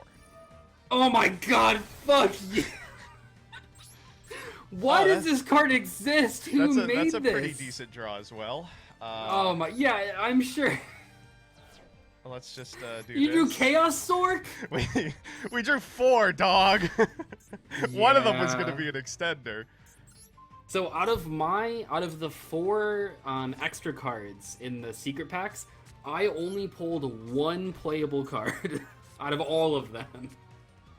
And it was, what the fuck is this? Sign sets, you know. Oh, cool, yeah. Just Foolish Burial if I do anything? Got it. Okay, so... I don't know if that's gonna do it, but let's try. Sure. See if he plays around Dark Honest. Oh my gosh, dude, I was this close! Oh wait, We're I didn't mean to out of banish it. cards. What the fuck? It doesn't matter, I'm just attacking to scoop. No, don't do that. Don't do that. I've got funnier things to do. You already drew 12 cards this game. Why did that not do battle damage? What? Wait, what just happened? What? What? How did I not lose right there? Oh, I thought I had like less than. I forgot Yeah, that you you had only 8. did 3,000 or whatever. All right. Chad, you've asked for it, and now what am I gonna do? Of course, I'm gonna do exactly what Wait, you it want won't me to. trigger. Man, you summoned the Nightmare and the Chaos Sword to like the 2 wrong zones. That's true. I think I'll have to clean up those zones. Missed a search! I'm gonna clean up those Bet zones. you're missing that ad from the Crusadia Crawler. Okay. For the wicked Are you avatar! fucking kidding me? You're summoning Ball against me? On my show? Chat, we You're cock, just gonna normal summon Ball. we dick, and we ballin'. Oh my god, Fuck. ball for lethal. Ball for lethal, baby. We have to keep doing episodes until I finally win one. Oh my god. That one, I think I ended up with a better pack than you. I do not think those packs were particularly close. Like, yeah, no, it's just that the Zephyr cards require your hand to be like all Zephyr cards, and the Shadal Right. cards require your hand to be all Shadal cards. No, I was looking through your pack and I was like, well, this looked scary, but there's actually no I fusion pulled- spells under super. Yeah, no, my pulls weren't bad because I've gone to this pack in the other series before, and my pulls were worse. Well, arguably, but I pulled Ab Clone, I pulled Construct, I pulled 3 copies of the Equip Fusion, but no, and I pulled 1 Shadal Fusion, and 3 Shadow Games too, but no Winda, so I just felt like it was impossible. Well, That was wrong. that's Yu-Gi-Oh, baby. Here, I That's have my how the- deck up the if you dice want to roll. check it. Oh yeah, let me take a look. Let me take a look at this beauty. Oh, wait, where do I go? Here we go. Fuck. I mean, it's Okay, yeah, this looks not bad. Oh, you pulled Mana Dragon too. yeah, I don't actually think it comes up. I had Waking for World Gears You of had lose one Themiological turn? Demiurgy. Yeah, lose one turn I thought was fine because none of my actual monsters do anything. But there is some filler in here. Obviously, I don't want to be playing like Red Eyes Retro and Garmedes, but they have like synergy with Yeah. Cataclysm, so it's fine, I think. Oh my gosh, your deck's so crazy. It's a not little like nutty. Two archetypes that you play together normally, but like Yeah, in no, they do sealed, enable each other incredible. really well. Yeah. All right. Well, I gifted some subs. I'm gonna go summoned the record blue with eyes Farfod. But dragon good times. for Good attack times. mode. All right, have But now fun, I buddy. take all your life Yeah. points. See ya. I hope you do better on that show. I hope so too. I hope so too. What a nice young man, and what an easy young game. That was wrong. Holy shit. Alright, I'm gonna play this this Farfa video while I take a shit. Unfortunately, I have to take a shit. There's nothing I can do about it. I just have to take a shit. So we're gonna play this Farfa video where he whines about me and while I take a shit. And I'm gonna put it on 1.5. MBT's video today for the ban list thing, because he is a big dum-dum who say dumb things. You could unban more than half of the Yu-Gi-Oh ban list tomorrow and literally nothing would change. I swear to God, if Masterpiece is on this again, we'll be tied. Hey everybody, Joseph Rothschild here, aka MBT, and it is Banlist season, baby! Wait, I've been staring at the screen for like 5 minutes and I just realized he said ban Hulk. Some of his suggestions on this list, and then he Hulk is the issue? He roared online. They I want hate to you. do Banlist Stop season. talking! Thank you. So first, here are the cards that I'm moving from. Oh shit. No, you can't bring back Victory Dragon! Oh, I gotta hear this logic. 0 to 1. Victory Dragon is on the list for rules-associated reasons. It's a match winner, but you can scoop anytime, making it functionally useless. People don't want that uselessness explained to them, so they want judges to not have to do so. Amaryllis is part of a terrible FTK. Yes, that's why it can't come back. Do you know what happens? Because Victory Dragon gets played by some idiot troll's deck out of YCS, and then Judge, and then you get like, Judge comes over. It takes like 10 minutes to like explain to this idiot why Victory Dragon lets your opponent scoop it anytime they want to. But I was going to attack for game, yeah, but they scooped. And then it's like, appeal! And then every event until the end of time, some idiot plays Victory Dragon because, oh my god, I heckin' love Victory Dragon, and it doesn't work. Why? It doesn't need to come back. Why? Are you trying to bring it back just for the sake of bringing it back? It doesn't need to be back. Someone who plays Victory Dragon will never be in a winning position. I mean, that's true. Pin releaser of Rituals is Fuck you! Why do you want this shit back? What's wrong with you? Oh, your ban list suck, Joseph. maybe a sus. I just want to know, when you made this ban list, Joseph, did you, like, I assume you probably had some sort of question to yourself, right? Like, you ask yourself, like, first, is this going to make the game more fun? Because that's, in the end, the most important part of the ban list, is, like, how does it make the format more fun?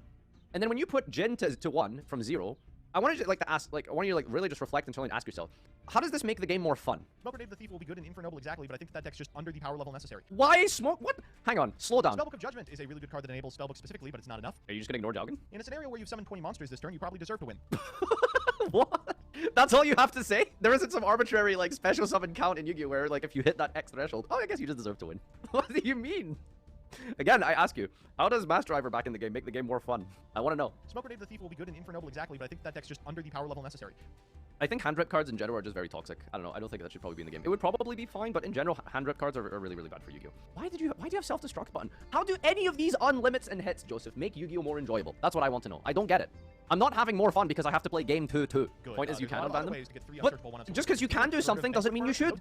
I could go into the kitchen and get a pair of scissors and cut off my cock. I could do that, but why would I do that? I don't need to. I shouldn't do that. Why? I don't need to do that. I'm personally a little concerned about Orcust Harp Horror. I think Orcust will be very good in this ban list, but we have Nah, had Harp it'll be Horror illegally fine. in, I think, the OCG and Master Duel. See, this is what I'm talking about. Fun hits. Okay, this is what I'm talking about. Put this to. Where's Danglong, by the way? Mechafan Beast O-Line increases the end board of Why is the already crazy. Samsara Lotus and the Samsara Phoenix Lotus Cluster at is 1? already Wait, what did you say about terrible. O-line? Mechafan Beast O-Line increases the end board of your Award on Oh, I guess it doesn't matter because he banned Hulk. setups, which are already crazy. Wait, but your logic is what? Mechafan Beast O-Line increases the end board of your Award on setups, which are already crazy. So the Auradon setups are good and already too crazy. The O-line can come back. Where? What? The end board is already good, so it should be better. That's what he's saying. I mean, I respect it. Like, he just glosses over that and just, you know, he just glosses over that. Wait, is Hulk legal? It wasn't banned for this. That was his prediction. Oh, so he thinks Hulk should be in the game with Steam, Jet, and Gub. And O-Lion, by the way. The logic being is that, well, the Auradon combos are already good. Moves on. Wait, is Duo here? Now I know what you're thinking. Have you lost your mind? Well, I'm trying to get 90 cards off the FNL, so yeah, I mean, probably. I think Duel would do. Oh, Tanta, you want to look at the crazy man? Let's look at the crazy man. Here's a crazy man. Look, there's a crazy man. How does Duo suck? You would probably just staple side that card in every deck just to go first with, right? Like, why would you not just, like, side in Duel, for example? Unless your opponent's playing, like, some sort of, like, very specific, like, graveyard engine deck, that you just side this going first. And, like, if you draw it, you just bang, hit 2 cards at the hand for free. Can't interact with it. Normal spell cards, you know? Like, why would you want that in the game? But second, it's dead. Not necessarily dead going second. It's obviously not as strong, but, like, the opponent chooses the second card, so it's fair. What? So, I have 5 fingers. You take a knife, and you rip one of my fingers off of my hand. Then you give me the knife, and you say, now you can choose which other finger you want to remove. It's fair! Duo is good, but I don't think it's as broken as we pretend it is. Certainly there are already cards that remove cards from your opponent's hand on the first turn. Just look at the completely legal Neo-Spacian Aqua Dolphin, which featured in Bro, you can't compare a normal summon to a spell card. many decks over the course of its lifespan. There's also targeted hand removal as well. The Delinquent Duo strikes me as less powerful than Okay, targeted hand removal like Talents, which specifically has an activation requirement. This doesn't. something like Confiscation of And it hits 1 less card. Which, I mean, you could argue, would you rather hit 2 random cards or 1 specific card? Maybe 1 specific card, but the point, again, is activation requirement. the Forceful Sentry, or even Neo-Spacian Aqua Dolphin, because it's not targeted. It's a normal The summon! first one's random, and the second one your opponent is allowed to pick. Now keep in mind, you could play a hand destruction deck if it was a good strategy in Yu-Gi-Oh! But Yu-Gi-Oh! Card design now is built so that any individual card is your entire combo. So if your opponent is down to 0 and draws a Prank It off the top against 0 negates, they still win the game. In Not if it's Roxy's. this scenario, not only is your opponent still left with 3 cards in hand plus the 4th off the top, they also get to pick one of them, which means they're probably discarding something like an Aquamancer anyway. Certainly, I think You can't just use the best case scenario for the opponent as an example. So Duo is fine because in a best case scenario, my opponent gets to discard Aquamancer, they're going to top deck their 1 card combo. That doesn't always happen. What if they top deck, I don't know, Journey, and they didn't open Aquamancer, and their hand is just 5 engine, or 3 hand traps and 2 engine. They just have to get rid of one of them. Like, you know? Like, what about those situations, huh? Cry about it maybe, I guess? Also, Aqua Dolphin analogy just doesn't work. It's a normal summon. You can't just play you can't just play 3 Aqua Dolphins in your deck randomly for no reason. It's not the same as a generic spell. You can't understate how powerful just activating a normal spell in Yu-Gi-Oh! Is. There is very little and few outplay in Yu-Gi-Oh! Going first with that. Monsters, there's a lot of interaction. Normal summon, you get 1 a turn. There's no way to, like, you know, just get more normal summons in a convenient mechanical way, unless you're specifically playing a deck that runs, you know, a multiple normal summon strategy, etc. And even then, I don't think there would be any synergy with a random extra fucking Aqua Dolphin. Like, oh boy, let's all play Psyframe Delta now. I think this card will be good, but I don't think it will be game-warpingly bad. Sixth Sense, pretty... It wouldn't be game warpingly banned because it's a random one-off and it's only going to happen, like, less than 10% of the time ever anyway. But in the times that it does happen, it's just going to be really bad and unhealthy and not fun for anyone. Except the person activating it, I suppose. Why put it back in the game? flew on to Reese, but not in a way that the deck isn't already broken. In the extra deck, we've got... Yo, Ultimate Offering, I think low-key might actually be able to come back. Just saying. It's a trap card. And, like, very few decks are going to benefit off of normal summoning on your opponent's turn, except Flunder, which already can do that with its engine. So it's like, I don't know, what are you really doing? It's auto-win. Right now, I want you specifically. No one else. No one else talk. Everyone, clear comms. I want this guy, you specifically. I want you to tell me why Ultimate Offering's auto-win. Tell me right now what the interaction is that's auto-win. Nobody else talk. Clear comms. Flip it over and summon and FTK and also extend. Oh, so just do 5 things with 1 card. What? Why aren't we all playing double summon, guys? Because apparently you can just flip it and summon an FTK and extend. Please tell me how you're doing that in your opponent's battle phase. I want to know. What is the combo? Tell me the combo. Could you list some cards? Like, give me an example. Like, what does this mean? Flip it and summon and FTK and extend. I like the order you said that in, by the way. Flip it, summon, FTK, then extend. So you FTK, then extend. Mageline and gadgets! That's enough. You said gadgets, that's enough.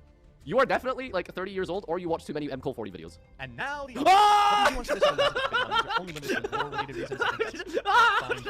What's going on here? Take cards off. Motherfucker wants Thybridge Arta 3. Oh, he wants to play Game 7 in Game 1. Masterpiece of True Draco Slaying King is really good. I mean, he's a good card, but he is not enough to facilitate a game plan on his own. And I think Konami realizes that, which is why he's on promotional stuff again. You will probably... What? Draco Slaying King is really good. I mean, he's a good card, but he is not enough to facilitate a game plan on his own. And I think Konami realized... He's not enough to facilitate a game plan on his own? An unaffected monster that pops a card? That's literally a win condition. What do you mean? Is that, which is why he's on promotional stuff again. Yeah, which promotional stuff is he talking about, by the way? Is he, like, on some card pack somewhere? LATAM Realistically Nationals spending banner? Is it? Does anyone have a link? Some banner at the WCQ from 2020. It's very, like, randomly specific. We're going to deduce a ban list 2 years later from that? He unbans all this, but Dryden can go to one. Yeah, I mean, Ancient Fairy, Denglong, sure. Raigeki Brick? Oh, no. Armageddon Knight probably doesn't. Wait, you put Harp to 1 and then Arma to 3? Can I play Orcust in his tournament? Low-key, like, this is an Orcust ban list. Like, Harp to 1, Arma, Greffer to 3. Give okay. Motherfucker's putting Dynamite to 3 and Masterpiece to 3? Didn't he literally already have a tournament where Masterpiece won the whole tournament? And I don't even think he put Dynamite to 3. Go up with True Draco. Well, didn't Mav literally win the I'd tournament? like to see it happen. 2 tournaments? Ally Bird, Why does he keep putting it back? What does he not learn? Like, fucking SpongeBob meme. We gotta keep teaching you this lesson, old man. Huh? Monsters that just are laughably bad in this day and age. Think what you can do with this, and I don't know. Reborn Tengu. Archfiend is fine as long as it doesn't have the one. Instant Fusion has a hard once per turn on it, and in a format where I think games are decided by the first 3 turns, you probably aren't going to want to draw 2 of this. Excuse me? Instant Fusion is fine because you don't want to draw 2? Okay, but what if you draw one of the 3 copies in your deck faster? To, for example, put Millenniumize Restrict on the field, which says that your opponent is now down a hand trap. Or you extend with it to make a Howl with one of the tuners that are in the game now. Are his reasons intentionally wrong? I don't think his reasons are wrong. Sometimes his reasons just are a bunch of words, which don't amount to much logic. Slash Trickstar Light Stage was, I think, put to 1 to stop Orcust combo. I mean, it's 2022. Come on. 1 for 1. This one is a little sussy. No sense of irony or self-awareness. He doesn't realize he's, like, talking about Orcust, but, like, he put Harp to 1, Arma Greffer to 3, and now Light Stage to 3. Like, is he not recognizing what he's slowly doing? Please tell me an Orcust player is in his tournament. I really hope it's an Orcust player in his tournament. And if there is an Orcust player in his tournament, I hope it's not Gage. Because Gage with Orcust is... It's... Well, you know. Misc to 3 improves the quality of life of dinosaurs, but I think dinosaurs just suffer from an extremely low ceiling, and a way to compensate for the ceiling was I don't know if you can really say Dino has a low ceiling when you put Lithosagam to 3. Scrap Dino produces this combo deck that just loses to everything. Multi-roll, I think, could... Well, Joseph, it doesn't lose to everything if you put Misk in the game, does it? Because guess what Misk says? It says it's unaffected! How does it lose to every... Has he literally read Misk? Has he read Misk? Like, what? It's such a weird semi-limit. It's a nerf specifically to decks that were trying to activate Fusion Destiny instead of activating Verte, but activating Verte is so much better and so much more common. I have no problem... Excuse me? Activating Verte is better than activating Fusion Destiny? Pray do tell, sir. Sorry, please, hang on. Weird semi-limit. Fusion Destiny, I think, can go to 3. It's such a weird semi-limit. It's a nerf specifically to decks that were trying to activate Fusion Destiny instead of activating Verte, but activating Verte is so much better and so much more common. I have... Why? No problem increasing the ability of decks like Sky Striker to find DPE. Okay, and then we're just gonna move on. Man, that was the shit of the century. All right, it's official. It's official. He's lost his mind. He's lost his mind. The Joseph we once knew is gone. He has been replaced with a decaying, rotting, callous goop of gray matter inside a skull, swimming with ants and worms. He's gone. He's no longer with us anymore. All right, this is the best How could video this happen to him? I've ever seen in my entire life. I do not understand how Farfa watches videos. It makes no sense to me, right? Like, it's like he starts watching the video, skips the 40-second intro that explains everything, and then watches 20 minutes of a video. If you're gonna invest 20 minutes in a video, watch the first 40 seconds. So the beginning of this video says, yeah, realistically, this will have huge negative impacts on gameplay, but it probably won't change the top meta decks. I'm just making this to see theoretically what you could remove before we reach the breaking point, right? I don't think that, like, Duo is bad. I just think that if we're shaving more than half, let's see if we can take off Duo. I don't think that it is that bad. But real quick, I want to focus on here. Into a Verte. Oh, Mali to 3. Let's go. Use 2 monsters and understands how much better. Okay, He's gone. I want to do this one He's no right longer here. with us anymore. This one's wild to me. How could this happen to him?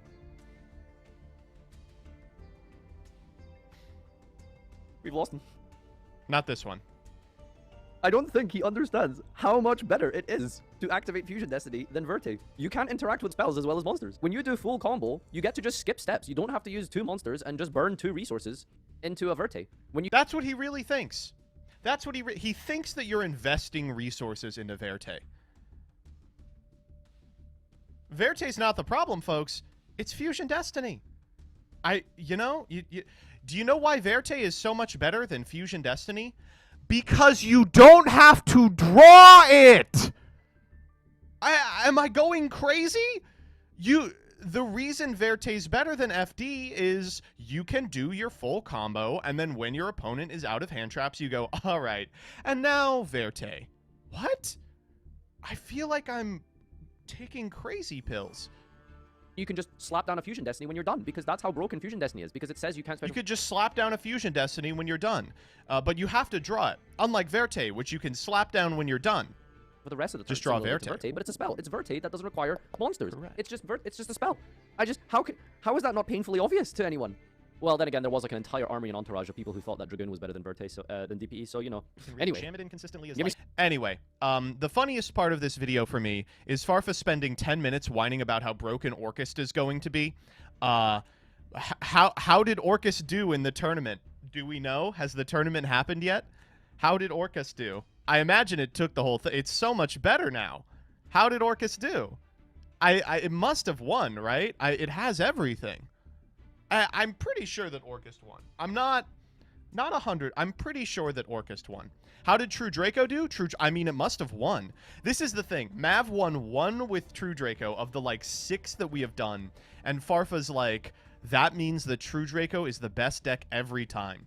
This is, like, the 4th of these where Masterpiece has been at 3 and it's not been a problem. I will say, I think there's some really funny lessons that you can take from this More on Banlist tournament. And, of course, we'll, you know, the video for that will be up this weekend, so, you know, we can talk about them more in detail there. I apologize, this is just a huge spoiler, basically. But if nothing else, I think the Masochist Banlist tournament this time did a really good job of showcasing that a significant amount of the problem cards are problem cards just because of the ridiculous amount of extension existing or rogue combo decks have because of exactly Auroradon. Like, of the decks that were not existing meta strategies but did make deep runs, every single one was on Auroradon. So very, very happy to not have to play that shit anymore. give me some more ants and brainworms. Here, Yo, Mali to 3. Let's go. just can go to 3. Please stop. Yeah, the Misk explanation was weird. I was like, yeah, Dino loses to everything. And he's like, well, they don't if they have Misk, because Misk negates the things they lose to. Sorry, I do want to be clear. I don't mean Dino loses to Ash Blossom. I mean, Dino loses to making a board that is better than Dino's, right? In order for Miscellaneousaurus to be good on the crackback, you have to be making an end board that's all Dinos, which Dino is not good at doing, hilariously. Up hurting hero. Maybe it enables like Dark Warrior, but I don't care. Yes. This card is very good. And See, this I can get behind. If Joseph can just use logic and back up his arguments with I don't care, I get it. That's fine. But when his argument and logic is like Fusion Destiny is worse than Verte, Cope. That's all I could say. Cope. Seethe. Mauled. Between Verte and Fusion Destiny, one of those cards is banned and one is at 2. what are you saying? You know, when he says that Dinos sucks because they lose to hand traps, so Misk is fine. It's like, yes, that's what Misk does. You know, but if he just says I don't care, I can respect that. Well, Wait, did he say Diamond to 3? Isn't that like an FTK? Can, but it also can turn skip, though. That's pretty unlikely to happen. Master Diamond, again, an FTK that's just ridiculous. Meowmoo, I think, could go to... Oh, Is that it? Is that all he's gonna say? He just glossed over Tempest Magician. What did he say I about don't Tempest think Magician? necessarily the Danglong version is like better than the version that we already have now. I love this. This is my Tempest favorite Magician's part of the format. Is the Joseph unbanning video, because the argument is always just like words or I don't care. I don't think necessarily the Danglong version is like better than the version that we already have now. Tempest Magician is part of an FTK that's too ludicrous to mention. Same with No, it's not though. It's unfortunate that he watched this after the ban list, because I want to hear him be like, no, Trishula's busted at 3. Color Knight Tolmice. It used to be able to get No, it's not. It's not ludicrous. How did Tempest FTK do, by the way?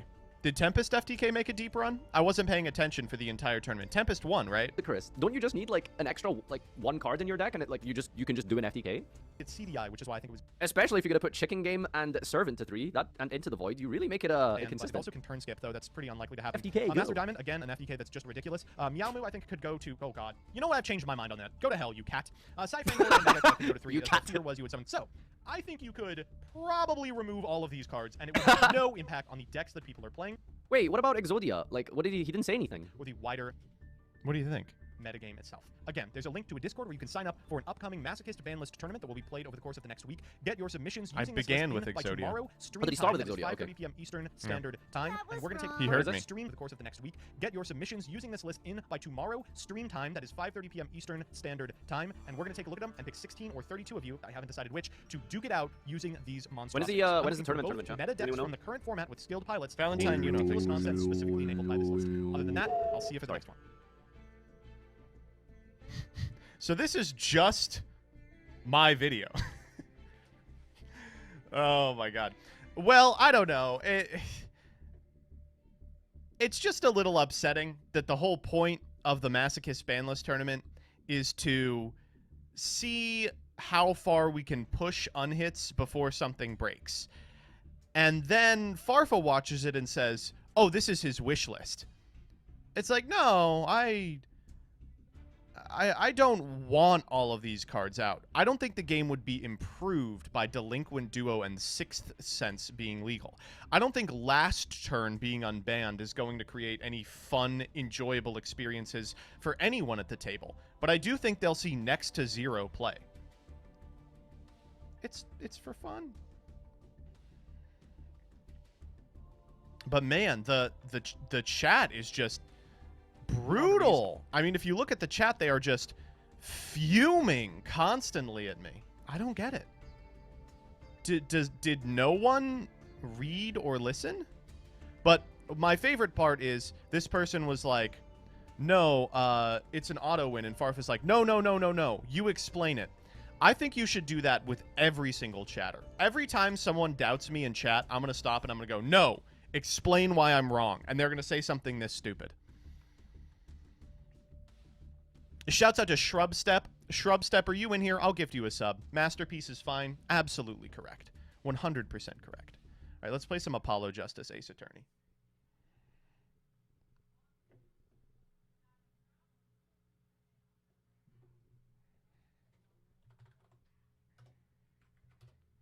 All right, we don't have as much time as I would have wanted here. We're going to get probably about an hour and change out of this. Oh, we didn't do the one take. Oh, fuck, we didn't do the one take. All right, let's do the one take real quick. Sorry.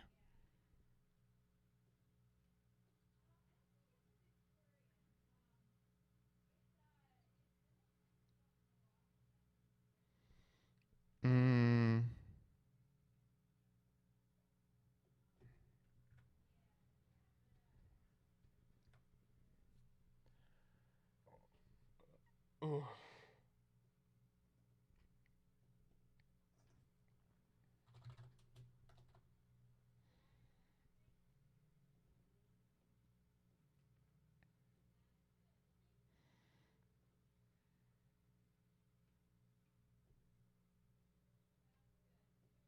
All right. It's going to be Synchron Lich, by the way. Synchron Lich.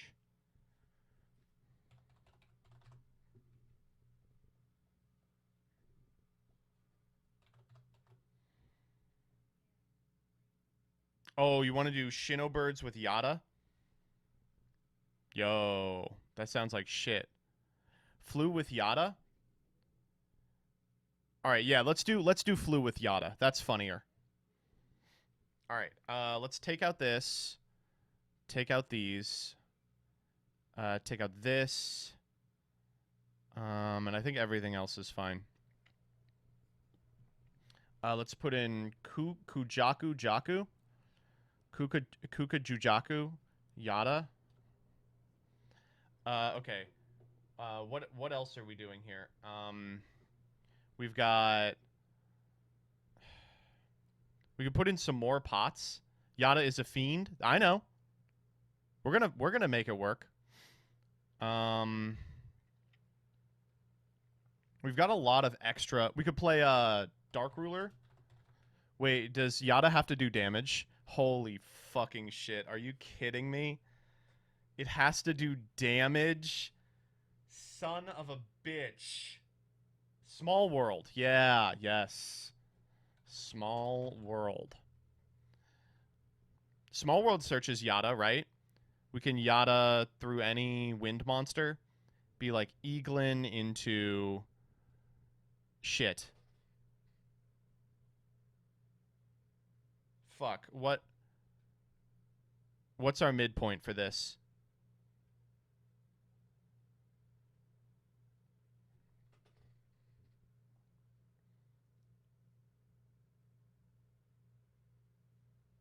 Into Barrier Statue? That's also a winged beast.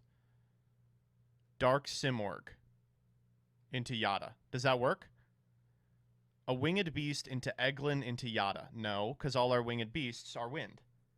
or have 1 star. Simorg, yeah. We're going to play Simorg just because of this. Just because it's the small world target. Yeah, this is looking good, I think. Yata isn't a winged beast? Right, it's wind. Oh, Yata has nothing in common with Bird of Perfection. Okay, well, that's not it. Huh.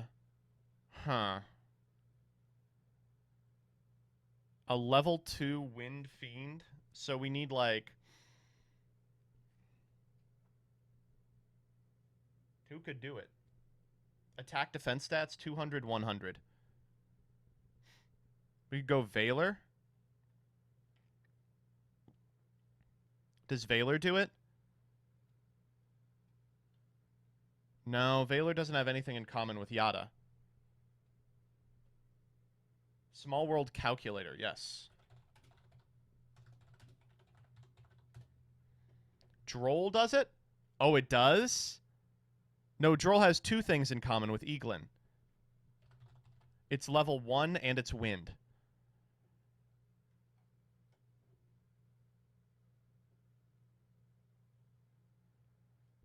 Okay, I want to reveal Eaglin. And I want to get Yata-Garasu.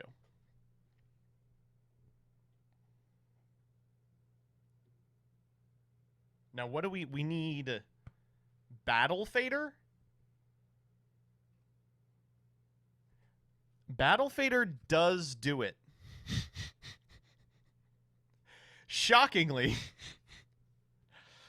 Battle Fader does it.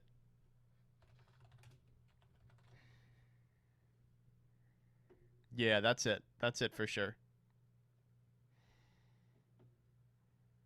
Ghost Mourner is better and does it? Is it? Wind Zombie? Yeah, it does. No, it does. No, it does. Yeah.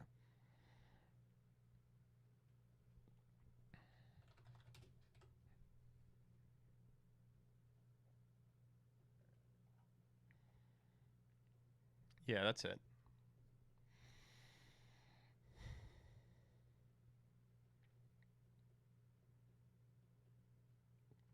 All right, you ready?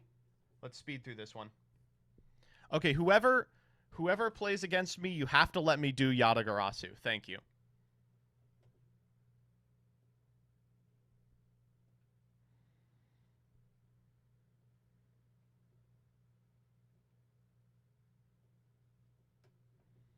All right, let's test and make sure that Small World works.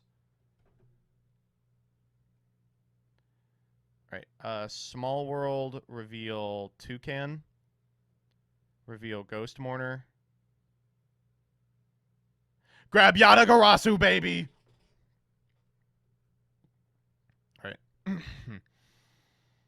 All right, 3, 2, 1.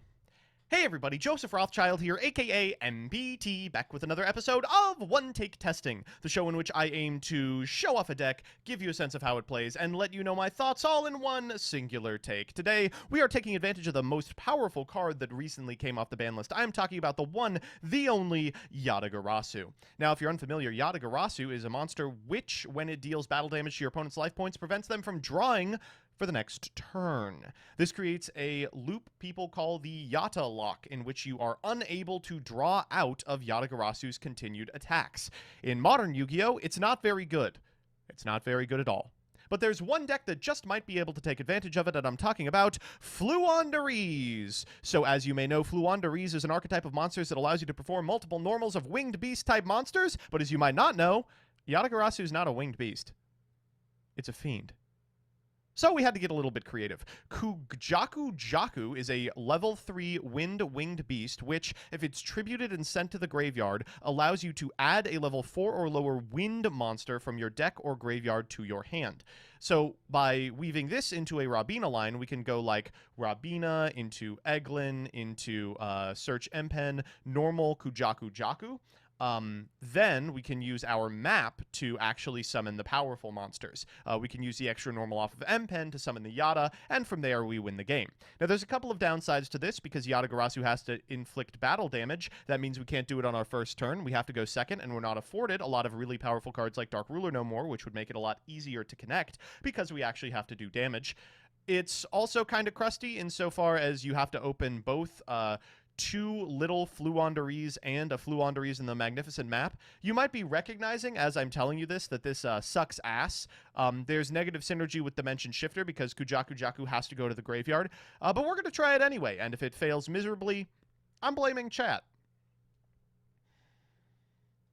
All right, let's go Yata 2022.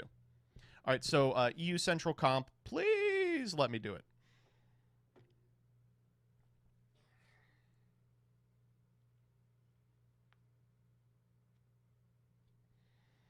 All right, ready? Let's make it happen, player. Let's make it happen, Ghost Trick. All right. So I'm not actually sure what we want to do here. I guess winning the die roll isn't particularly good because we do need the battle phase.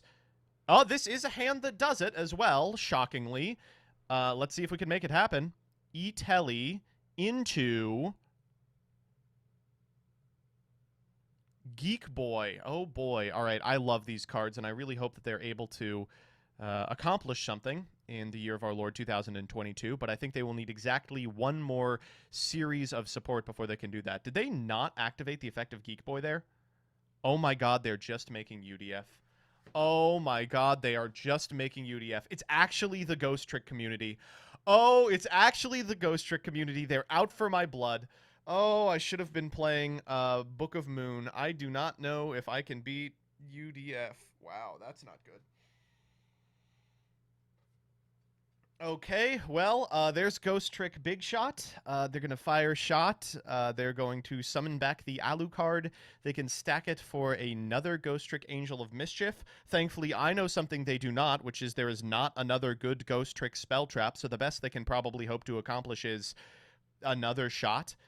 They might just go here, yeah, into the Utopic Future and the Utopic Draco Future. So we're going to get one monster's effect negated, which is devastating. I don't think we can beat that, unfortunately, because we need both normal summons if we aim to do this. Opening the M-Pen is pretty good. I don't know. Maybe we can do it. A lot's going to have to go right, and our 6th card is going to have to be massive, but we'll see. All right, there is UDF. They're going to set 1 and pass. Okay, we draw for turn. Oh, that's not good. That is really not good. Okay, well, let's start with Prosby. We're going to banish 6. I mean, I am not able to do anything other than what the deck is designed to. All right, let's find it. Shifter, Avion, Kujaku, Map. Ooh, I think we have to take Map here. 1, 2, 3, 4, 5. And then we Small World afterwards. We are going to reveal... Oh, gosh. Can we get to Yata through Ghost Mourner? We can. We just have to use one of the other birds as a midpoint. Sure. Mourner into Eglin into Yata. Okay. I mean, this is it. We might be able to do it. Oh, that was not what I meant to do. Oh, that was not what I meant to do. Oh, Jesus. Okay, that's fine. That's fine. That's fine. We are just going to we're just going to grab M-Pen here, you know? We're just going to grab M-Pen. You know, sometimes the real advent of adventure is the advent of adventure in your heart, you know? All right, so we go Magnificent Map. We're going to activate the map. We're going to reveal the Eglin. We're going to go Eglin Rabina. Banish Rabina. Normal Eglin. Activate Eglin. We actually have to activate Eglin 2, don't we? Yeah, we have to go Rabina 1, Eglin 2, because we really need the Rabina. If they negate the Rabina, we're fucked. We need them to fire the UDF here. Okay, cool. Cool. We should be fine. We'll grab the Rabina. We will normal the Rabina. We will trigger the effect of the Rabina. We're going to grab just anyone here. It doesn't matter.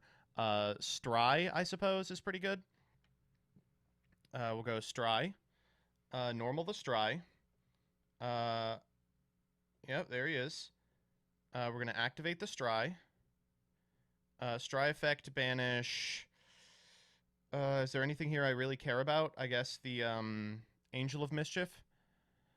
Then we will normal Eglin. These two. Eglin effect. Chain Stry. And then we are grabbing Dreaming Town. Then we are normaling the one, the only, Yata-Garasu. Okay, so I'm immediately realizing a problem. The UDF can't be destroyed by battle.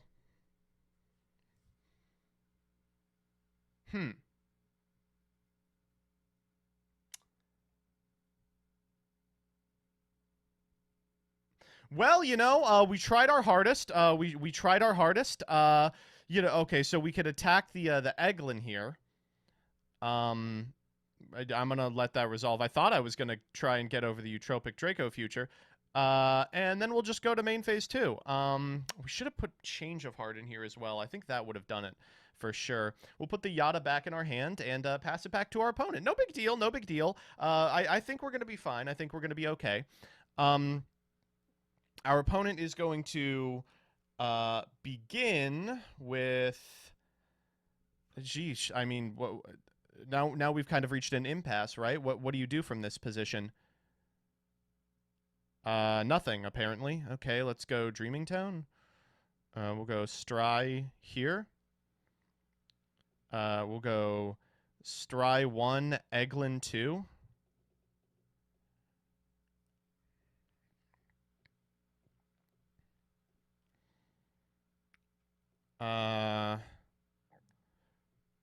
We'll normal Eglin. Trigger Eglin. Eglin 1, Rabina 2. We'll put back Rabina. Use Eglin to get Ryza. We'll tribute Ryza. We'll go 1, 2. Ryza, put him back in deck. Put him back in deck. And bounce this. Chainlink to Stry. And I mean, we have actually assembled the Yata-lock. After all of this, if they have to pass here, we've done it. We have gotten the Yata-lock online. Oh my god! I mean, wow. Truly, I mean, this is maybe the best card ever printed. Wait, what the hell? How do they have a shot? What?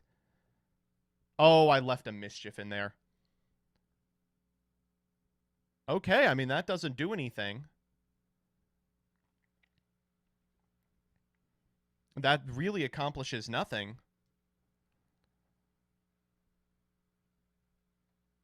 They're going to set 1. That's the one that we bounced earlier. Set 2. Oh my good golly. Oh my good golly. We did it. Yata-Garasu. It's happening. It's 2022. I'm Yata-locking an opponent. And shockingly, we really only need the 1 turn because I'm now realizing that Yata-Garasu poking for 200 every turn is a cool way to win the game. Another cool way to win the game is to attack for lethal. And if you're in such a commanding board position that you can assemble this, it actually would have been trivial for us to just summon a couple of guys and go into Apex Avian. Let's just I guess for the sake of being epic, put the Yata-Garasu back in hand. No draw. No draw. No draw. No draw. Okay, first appearance. That's fine. No problem with me. That's going to get them a Libromancer. Okay, they're getting Geek Boy. I mean, if they have a Ritual in hand, they can do something with that. They do not. They have a Ghost Trick Mansion. Okay. That is the end of the game. Now we will just normal Yata for 15 turns in a row. Let's go! Da-da-da-da-da-da. Da-da-da-da-da-da. We've won the game with Yata-Garasu and also 45 other cards. Da-da-da-da-da-da-da-da-da. This loses to a single mirror force. Wow, the Yata kind of did stuff. I mean, truly nothing that no other card would have been able to do. But, yeah, technically the Yata-Garasu accomplished something. We did Yata-lock. You know, that did happen. That's, you know, they've normaled the Geek Boy. That's something, you know. No, come on. Not even letting me win with Yata. We'll banish the Yata. How about that? We kind of won with the Yata. We actually did not. That was not lethal. I forgot how Ghost Trick Mansion works. Okay, well, well, I think that my opponent has won this one.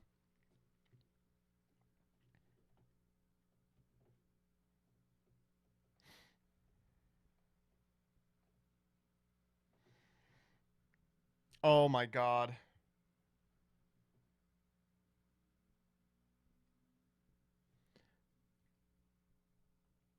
Look what I just realized.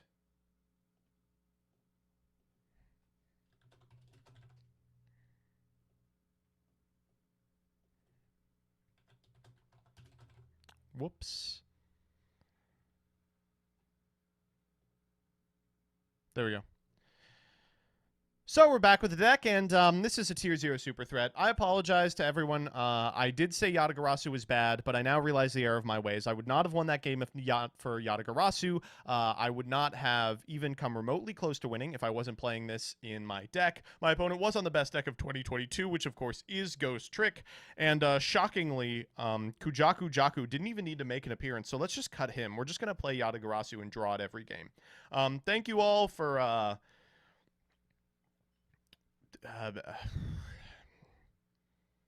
I really don't want to thank you all for anything. You or the bird. Alright, Apollo Justice time. Can we drop an M-Pen for a Snowl? Why would we do that?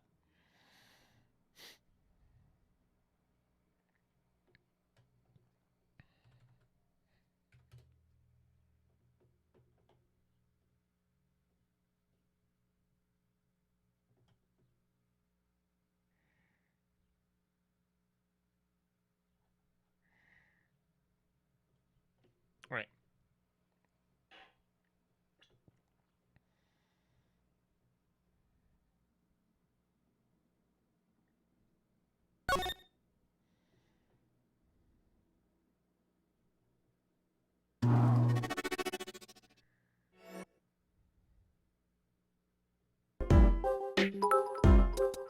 Yeah, this is where we were. Okay. It's pretty loud.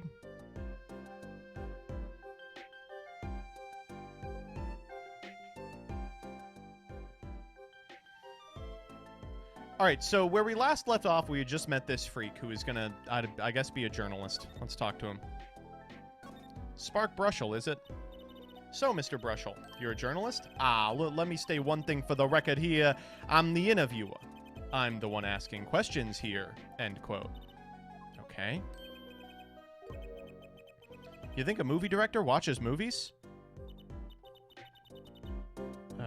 Yes.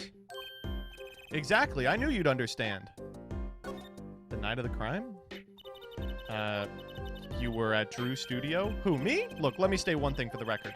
I may look calm and collected, but I'm busy. Real busy, all on the road. Journalist always buys one-way ticket, never looks back. End quote. Okay. You want to know the thing about one-way tickets? Once you use them, they're gone. All because you have to give them to the guy at the airport. Yeah.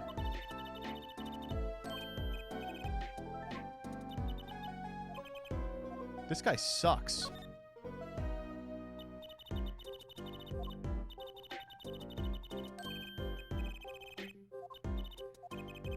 I'm sure you're going to want to know about my source. What tipped me off to Drew? Why do the interview in the first place? Yes. Look, it's like, oh, I've got it. Say there's this burger joint with fabulous ketchup. You think the burger guy's gonna tell me where he got it? At the supermarket? Exactly. That's what I'm talking about. Well, there's nothing I can talk about, really.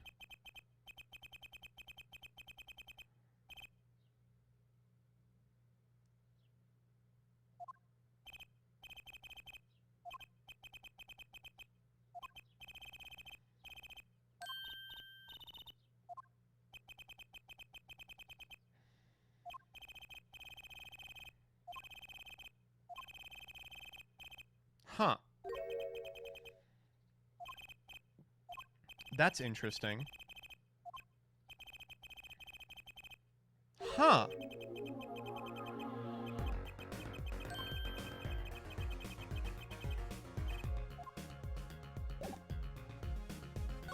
You wouldn't have happened to mean this one, would you?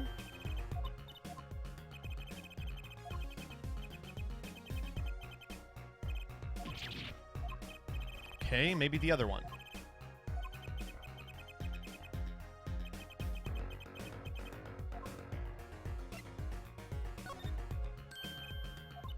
Okay, he doesn't know anything. Okay, how about... Shit, I don't know. I don't really have anything else to show him. I'm gonna be honest. See ya.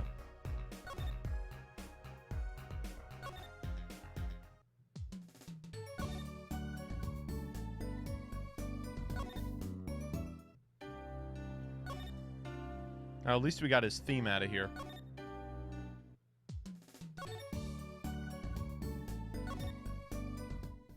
Do-do-do-do-do. Ace Attorney Memento. Hey, Emma. Well, how'd it go? Did you find anything out? No, pretty much we found nothing out.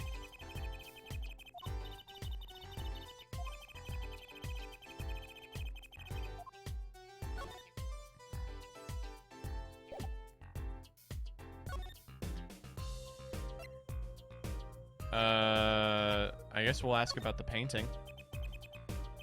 This painting came from behind that dresser. Yeah, it was stolen. Also, yes. I was hoping you wouldn't figure that out.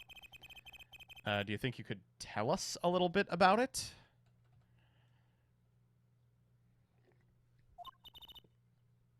I suppose. Hey, it's what you think Drew Misham was a forger.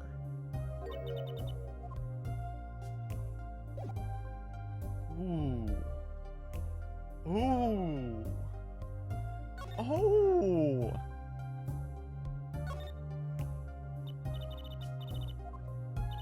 Well, basically, it's someone who makes forgeries. Fakes, in other words. Copies of an original. Exact copies, so precise you couldn't tell them apart.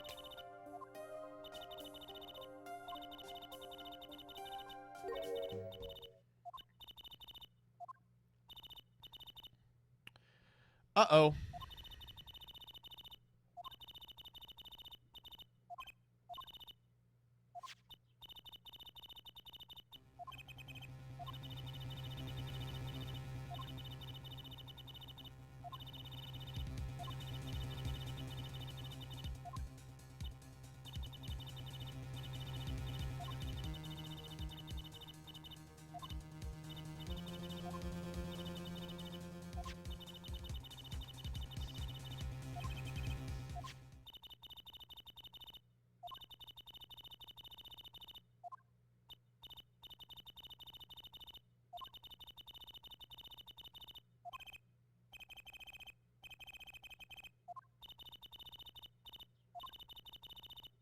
I have buttered her to death.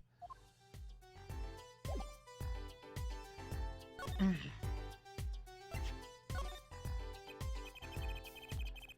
right, let's go. Oh, fine. Just this time, though. All right, let's go.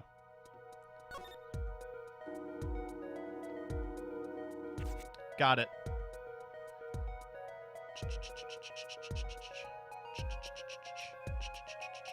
The Nintendo DS is in flames. Nintendo DS exploding. Immeasurable damage to surrounding property. Flames climbing high into the night. Okay. This is big. DS in shambles. 3DS released right now. To compensate. Whoa. This is a completely different painting. He really blows! That's what they're saying about me!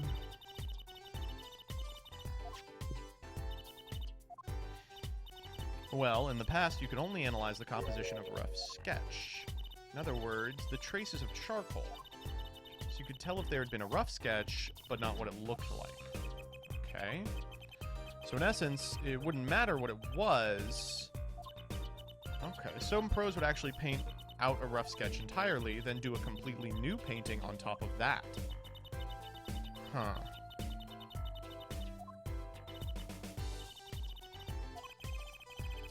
Weird.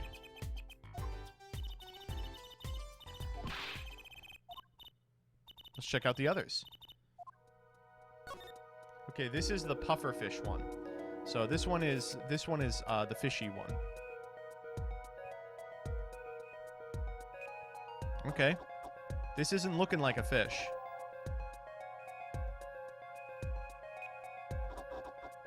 This ain't looking like no fish. I ain't seeing no fish here.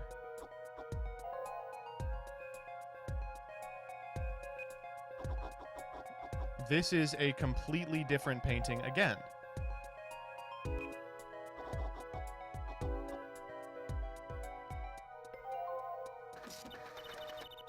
What the fuck is going on?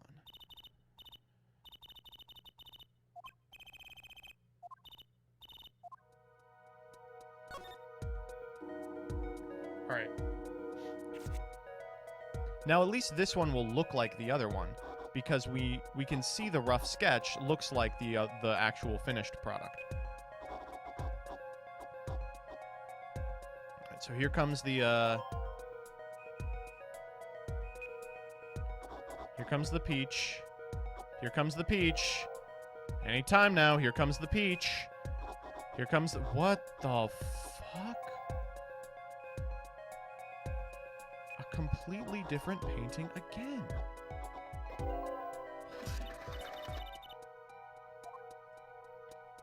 This is... What the fuck?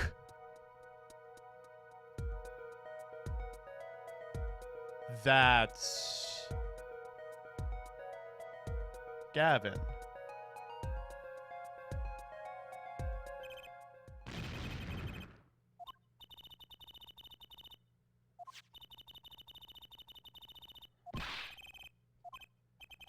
Are these all our cases? This is the first case. This is the second one. It's the noodle cart. And this is the... What the fuck?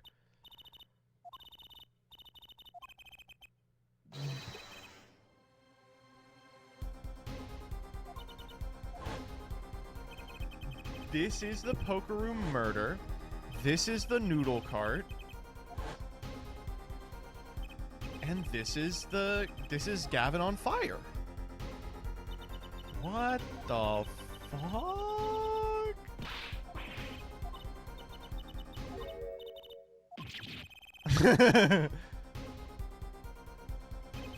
Oh, tell me we are going to court right now. Tell me we are going to court right the fuck now. Oh my god.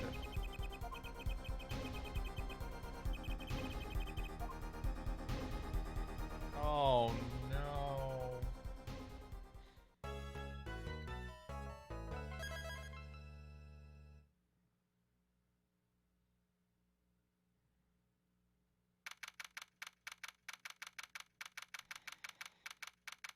Well, I don't know what you want us to do.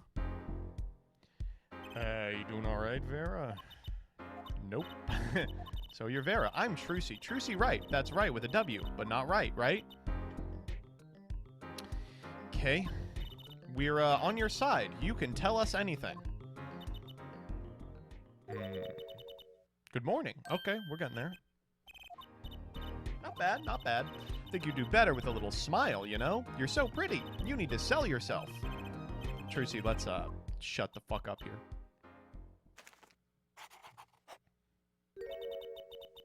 Thank you for taking my case. All right, okay, we can work with this. Here is the hand.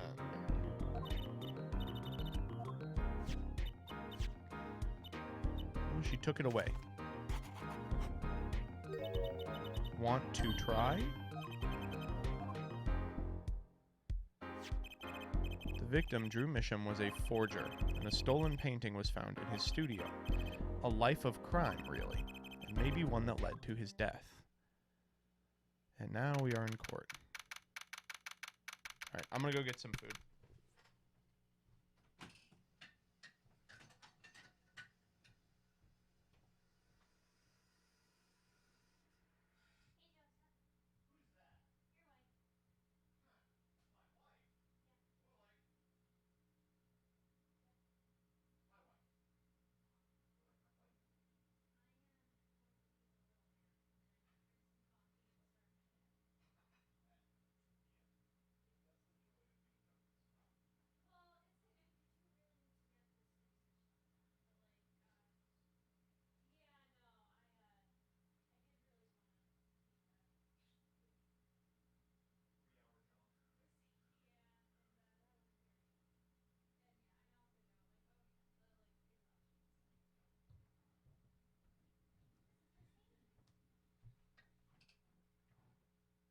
Alright.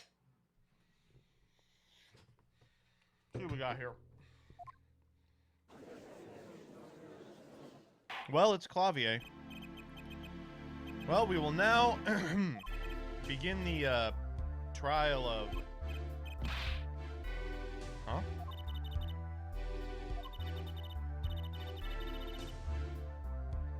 What's going on here?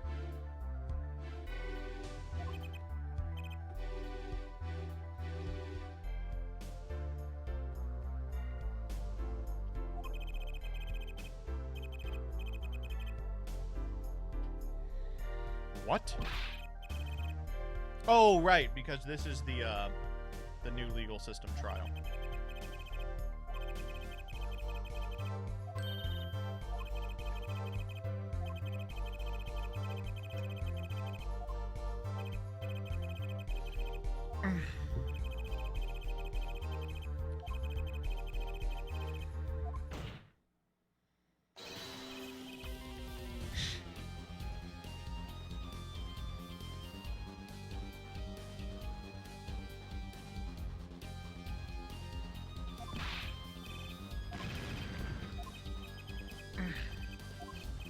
Jurist, today, judge today's trial coolly. Christ. The jurists are unbound by the letter of the law. They don't affect the trial with evidence, but by their feelings. We're about to find out just what effect they're gonna have. Oh, stop shit-talking trial by jury. His coffee was poisoned. By whom, you ask? By none other than the defendant, Vera Misham. That's his daughter, asshole.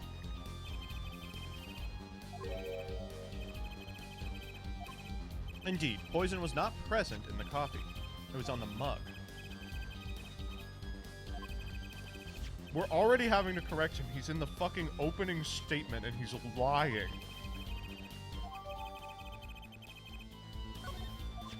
Okay.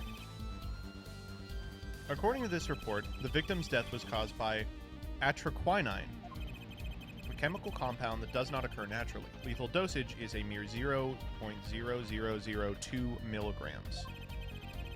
What is that, like a pound? Alright. Isn't this the new Albaz? Yeah, it is, yeah. A man who witnessed the murder in its entirety. What? It's Brushel?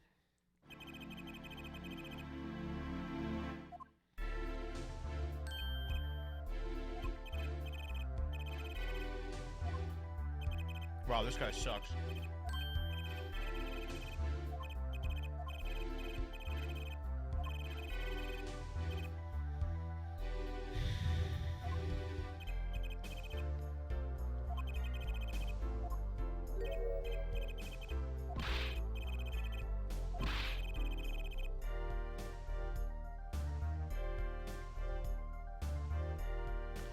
I'll tell you this. Phoenix did his homework. We could not have asked for a less sympathetic witness. Thank you, God. Yep. So you're not here to get famous, are you? Sorry. I am exactly here to get famous.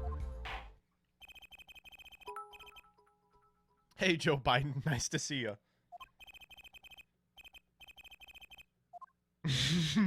Stupid. Alright, you dumb fucking stupid idiot. Explain to me. I visited the studio around night to do the interview. First outsider to enter the atelier. Oh, say that right. His daughter brought us coffee right after we started. I just noticed this. What the fuck is going on with his hair? What's going on there? And you know what happened next? Star falls, end quote. No one else entered the room besides her the whole time. Well, then you didn't really witness the murder, did you? You just witnessed the lack of other people. Well, you didn't even see inside the thing. Need I remind you, cameras are rolling today. I felt the need to be a bit dramatic. You didn't do it, did you? Me do a thing like that? Come on, that's like newsmaker making the news, end quote. Or even contemporary witch hunt, end quote. Wild accusations rock courtroom, end quote. Ha ha ha ha. Rock indeed. Okay. Well, Mr. Justice, your cross-examination, please. All right, let's beat this guy to death. Brushel is a good guy, Sag. No bully. He just looks like shit. Well, I can sympathize with that. 9 o'clock at night? It seems late for an interview. If the great painter Drew Misham says come at 9, believe you me, I go at 9. Okay.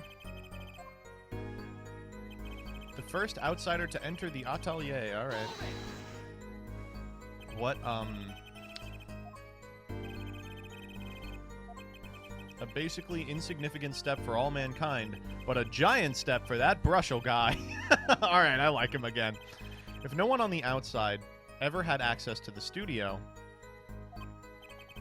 then it would serve to reason that the deed was done by an insider. Or someone came in and they didn't know about it, right? How did this epoch-making interview go? His daughter brought us coffee. Oh, he was in there. Shit. Would you mind being a little more specific? Ooh-wee! Let me tell you, I enjoy a cuppa. In fact, it all began when I was in 3rd grade. No, wait, 4th grade. Not about the coffee, you dingle dork. This coffee, did anyone other than the defendant touch it? Yes. Well, now, if you've got a question to ask, you better straight up ask it. That's what I... Oh, my God. The new recruits, he's a freelance. Right for a grade schooler, that's my motto. That's actually true. A quick fact,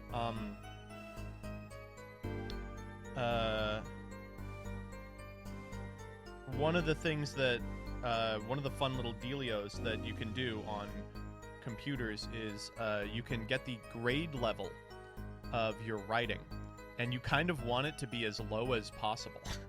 Because, like, why would you try and write, like, a fucking ridiculous Redditor in, like, junior year of high school? No one's gonna understand that. You actually, especially in America, where we're all dumb as shit. Who touched the coffee? I don't know. I was in the back. Oh, so you didn't see anything.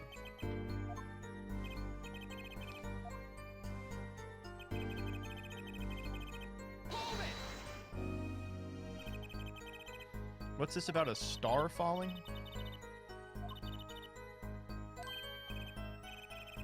That's a journalism code word. An important personage passes away. Okay, thank you, Trucy.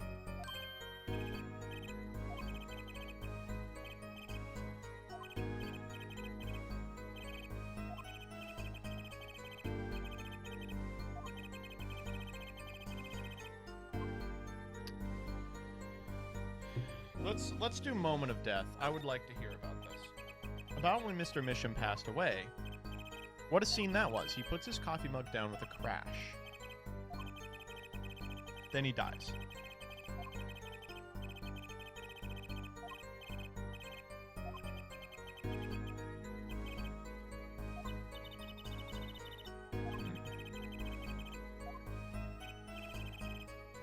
I was surprised. He hit the floor. He had a seizure. Paralyzes the central nervous system. The body arches back like a bow. The limbs tremble. The throat burns. Jesus Christ. All right, calm down.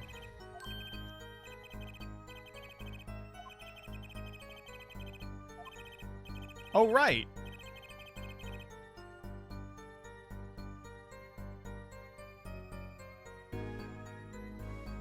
Hold up.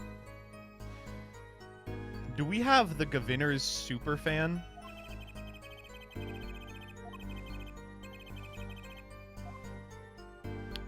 Honestly, I did not like that testimony at all. Mr. Brushell's story really did not tell us anything we didn't already know.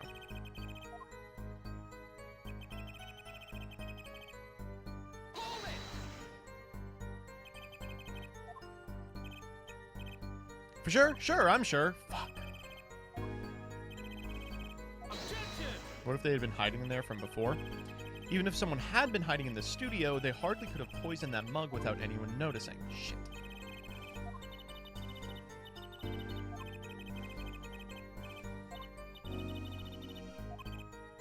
Okay, let's try one of those other ones.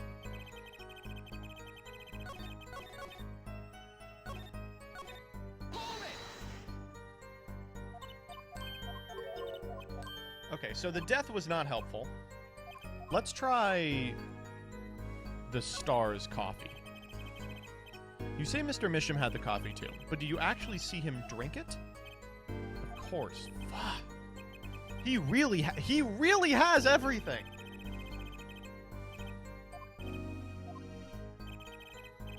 Actually, he doesn't. Actually, this is extremely important. He had one so-called sip, if that. Puts lips to mug, drinks? Well, interesting.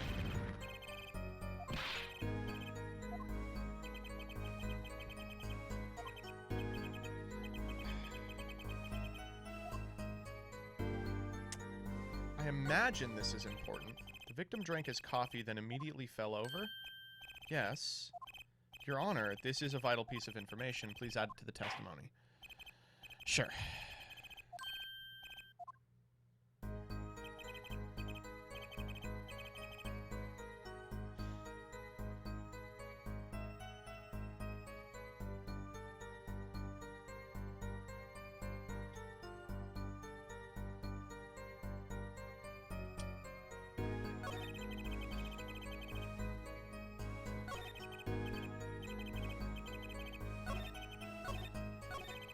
Let's see if we can try that third one, or if it's gone now.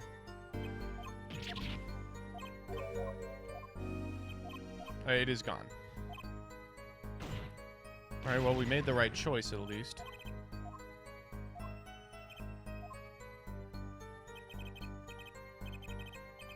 So this has got to be the statement. So he either took a sip or he didn't, and then he fell over? Oh, yes. Just like that. Well, if he didn't...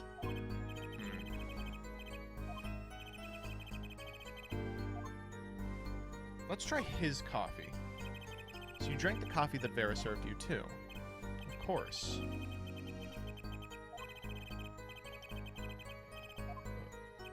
But you're still alive.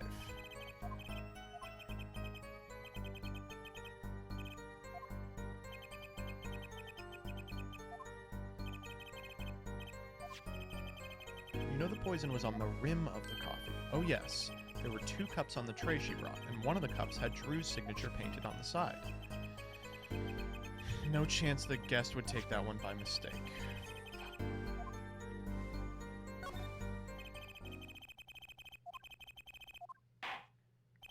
Well, what are we supposed to do about this? I drank the coffee too, but I'm not dead.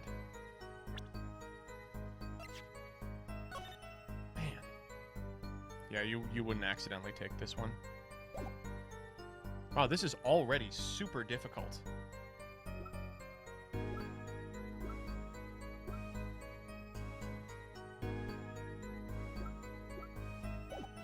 Let's try the moment of death. You're sure you drank the coffee? Yes, yes, yes, yes, yes.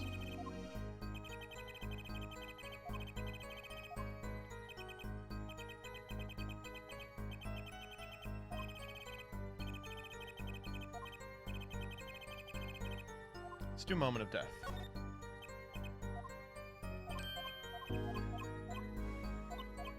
It's just not helpful stuff.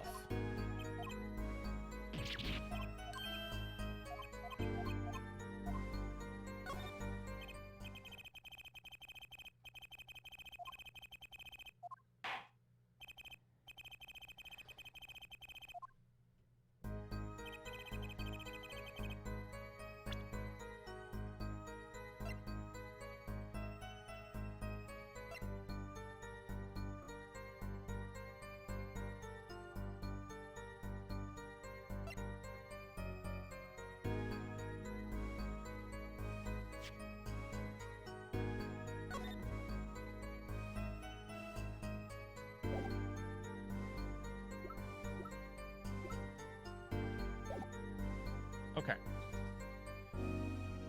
That was definitely death by poison.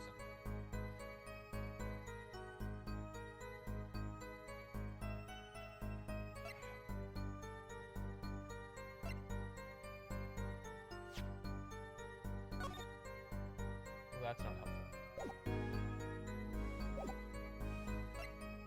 Oh. Well.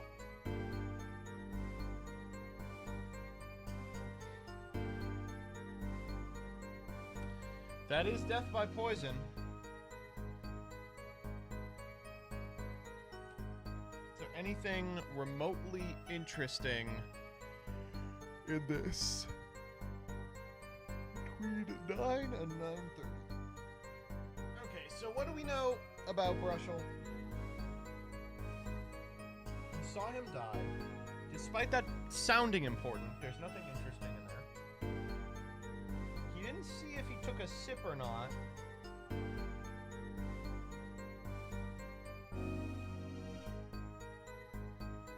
And he also drank the coffee.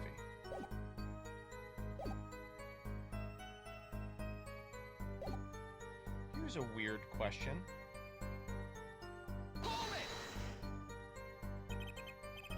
Why?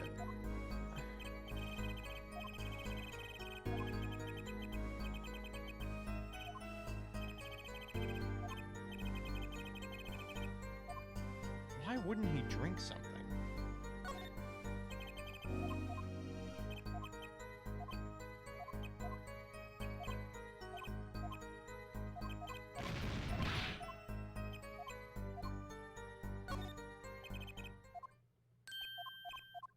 All right.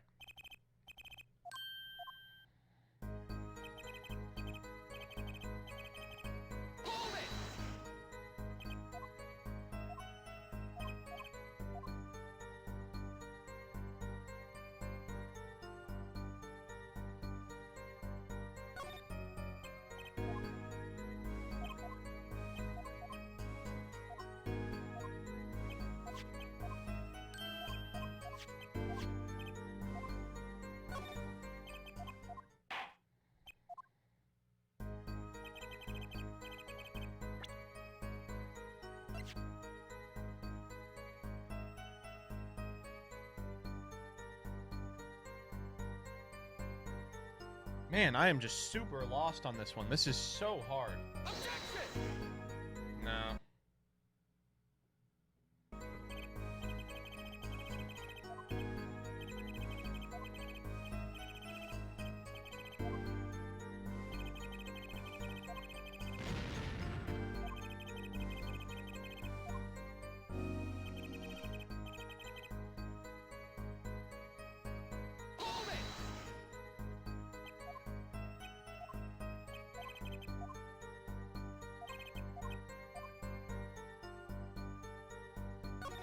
I think this is the one. I like this one.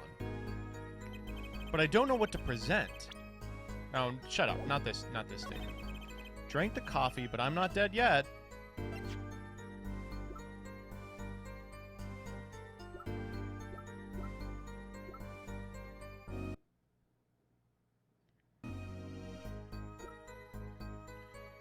Do the Ace Attorney classic backwards think? What do you mean by that?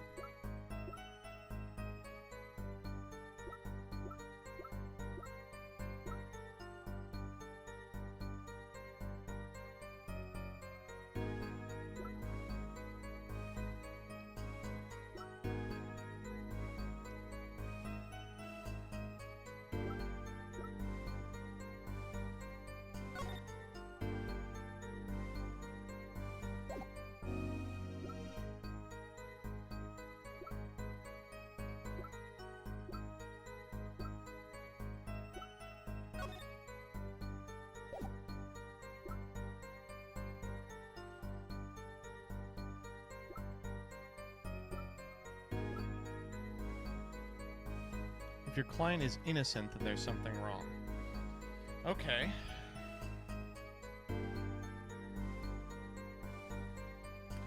What about...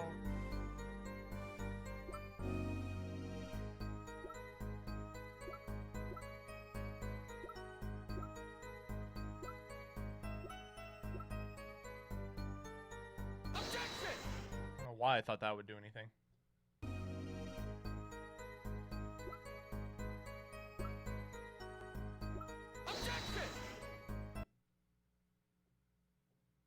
I'm just clicking stuff. Let's actually think.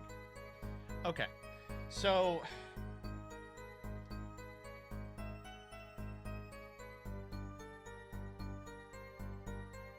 the real question is, why would he continue to drink the coffee, right?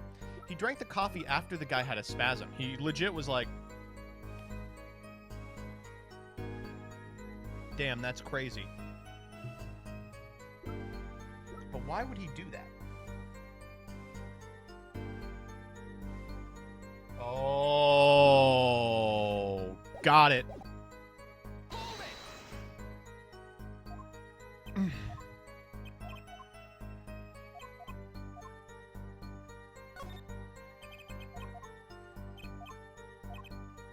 I live in a man sees dog eat dog and writes about a world. Nice. In one sip and then he died.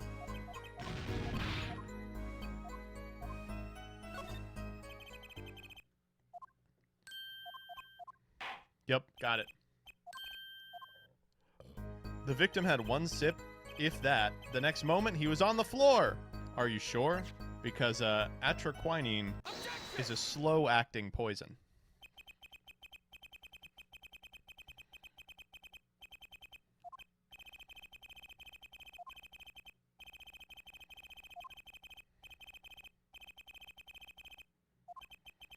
Why are you using me as an example? Unfortunately, we weren't told everything. There was a vital omission in Gavin's information. An omission? Atraquinine is as virulent as he says, but death doesn't come upon ingestion, not immediately.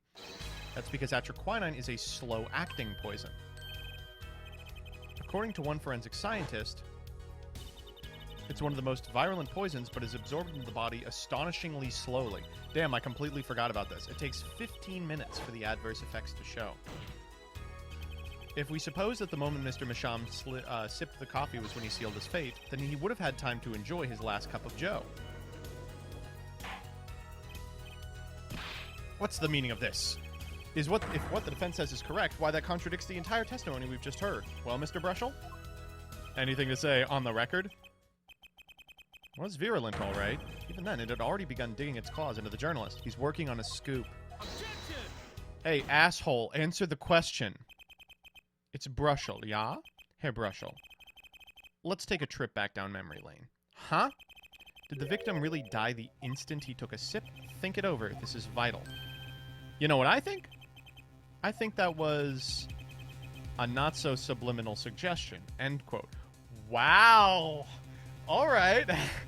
Okay, Brushel, I talked some shit on you, but here you are, objecting to your own prosecutor. Actually, sir, you're leading me. Yes? I admit it does cause a problem if he died when you say he did. I would be forced to say Auf Wiedersehen to my simple case, and you would be forced to say farewell to your article. Come again? You can't write a story based on conjecture, can you? And as the case drags on, other reporters will pick up the scent, and you'll be forced to kiss your exclusive scoop goodbye.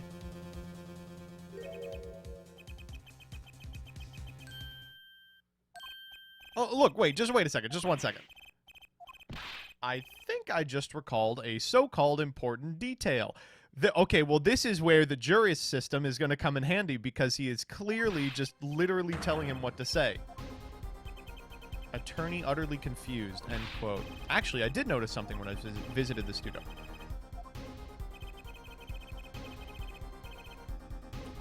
Oh, it's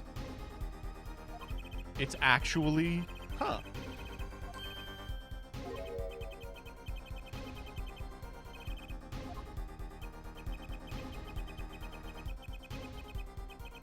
Okay, I like this guy again.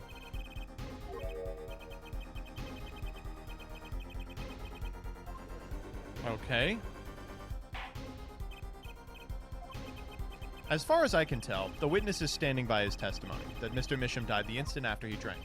Of course I'm standing by my testimony, and my dream of exclusive rights to the story. Ah, I suppose it was too much to hope for. What was? Of course he wouldn't choose a simple case, not him. Him? Phoenix Wright, who else? Well, Chung Hairbrush'll report for us if you would. What is it that you noticed?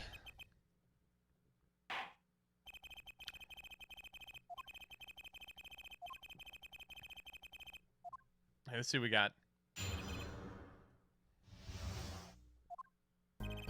When I arrived at the studio, Mr. Misham was at his desk. He seemed to be writing a letter, but he quickly sealed the envelope. I thought nothing of it at the time. Now that I think about it, what if he was writing a suicide note? Oh! You know what, Brushel? That is exactly what happened. That's right. Not guilty of murder. He had this look on his face. Man's face inscrutable as a quadratic equation, end quote. Suicide, poor Mr. Misham, but that means Vera's innocent.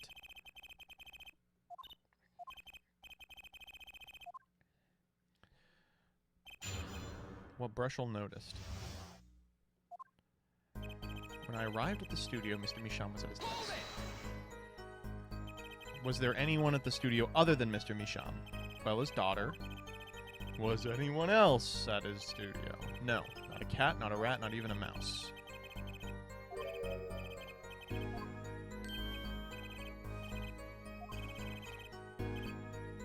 Bromsden phenomenon.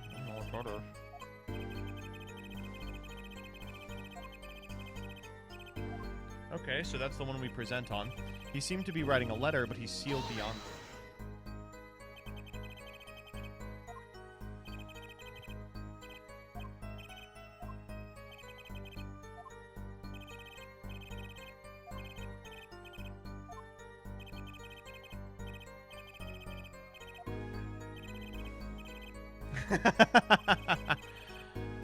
Yellow envelope. Well, it's not the red one. Yeah, put it in the testimony.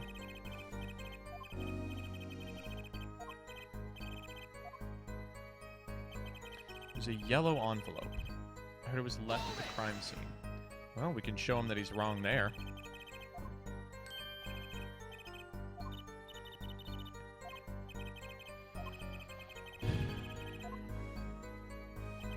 I thought nothing of it at the time, of course. All right, let's just speed this through. Are you dumb idiot? As it just so happens, there was a letter in a desk drawer at the scene, in a red envelope. Oh! Prosecutor Gavin. Was a yellow envelope found at the scene of the crime? Unfortunately, no. But Herr Forehead, it's easy to mistake the color of an envelope. I guess. But not this envelope. You see, it was postmarked already, 7 years ago. I can explain that. Drew wanted to get that letter in an envelope pronto. Get it out of sight of my beady eyes, right? So he grabbed the nearest envelope and crammed it away. Okay.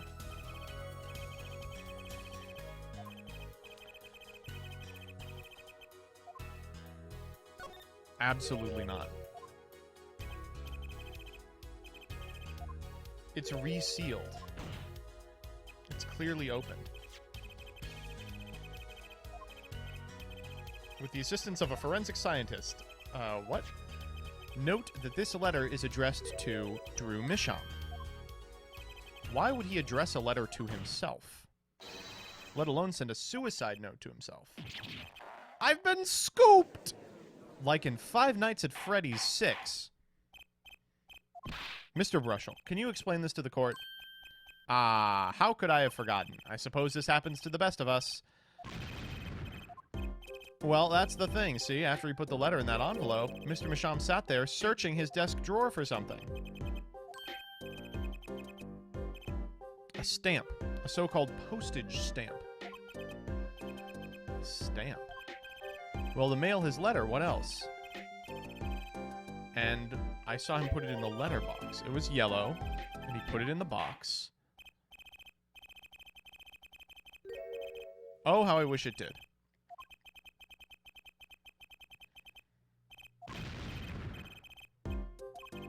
That said, it makes me wonder about the contents of the red envelope.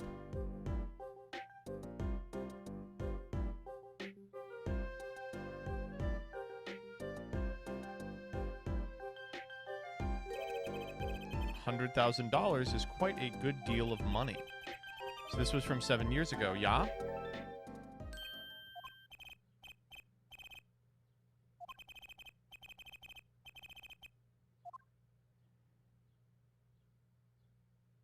Is he just leaving?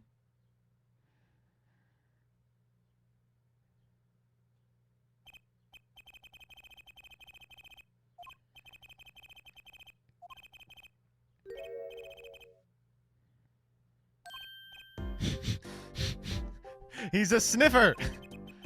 Attorney has active imagination, little else. End quote. Even I noticed something, and my eyes aren't what they used to be. You know, I'm starting to understand what this perceiving stuff is about. Yeah. Please continue with your testimony. Tell us about the scent of a story. Alright, let's see what we got. What's with his nose? It turns pink. What's with his nose? Took a bit of work to get that interview. Leveridge's story gets his interview. The story concerned a certain case. Oh my god! Well, he knows everything.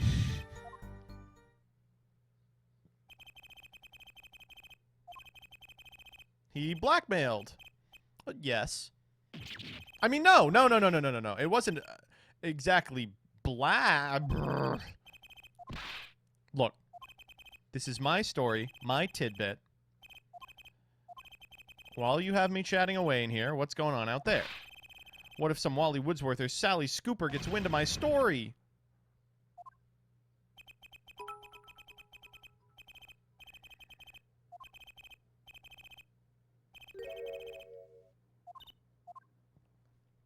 Let's see what we got.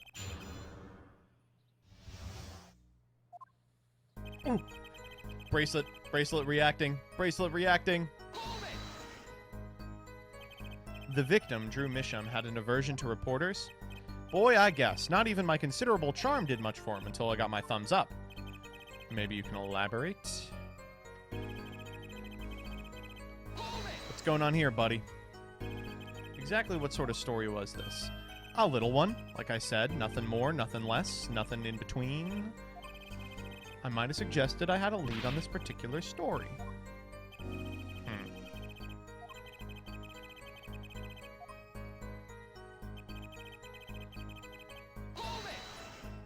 What case?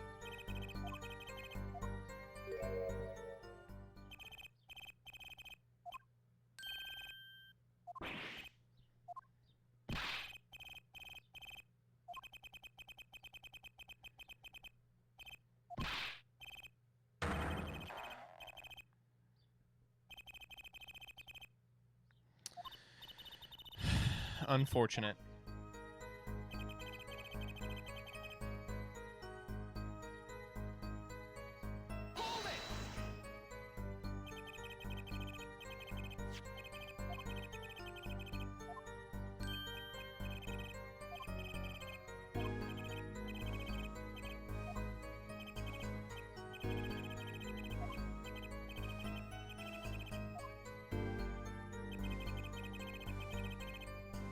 Well, this is not true.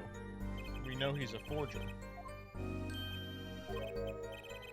He's a star, man. What is going on? All right, so let's check out that last statement.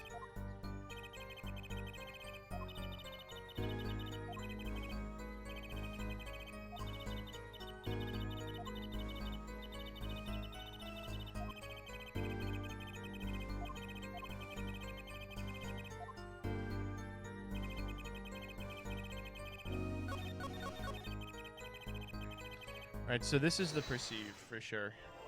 Here we go. Say what you will. But Drew's talent was...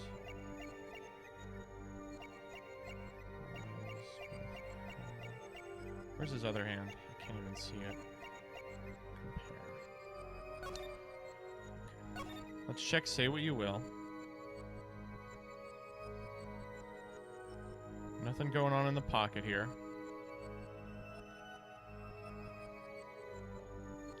Pen, hair, brush, hand. Okay.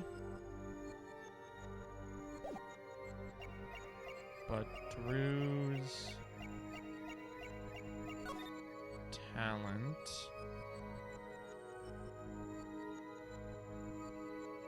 Oh, jeez, come on, nothing.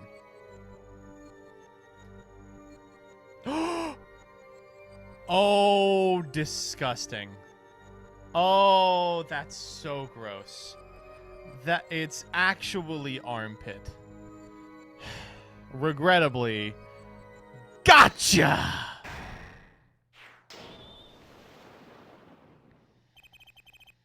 Sweat much, Mr. Brushel? Yeah, well, a man can't help his glands, you know?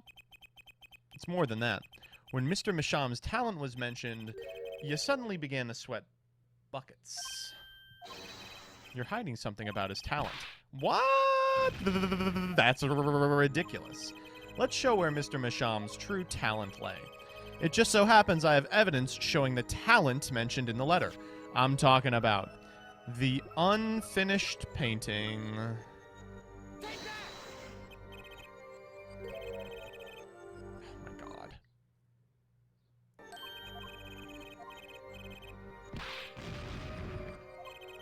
Let's try the finished painting. Stupid. This painting was found in Mr. Misham's studio. There are two problems with this painting. The first is that it wasn't painted by Mr. Misham. The second is that there was another painting in the studio which apparently doesn't count for this one, which looked exactly like it, except it was only half done. Then we have a letter discussing a payment of $100,000, which suggests a certain business operation. The business of making forgeries. Oh! Oh, man. That is all, Your Honor.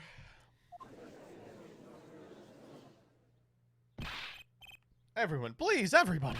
Can we keep this private, please? This is my story, my scoop. Forgery. It's a serious crime. Drew Misham is known as an artist these days, but there were rumors he dabbled in another kind of art until a few years back. Drew Misham was talented, all right, talented at making precise, detailed fakes. A fact that certain criminal elements were quick to discover. Exactly. I'm talking about forging evidence.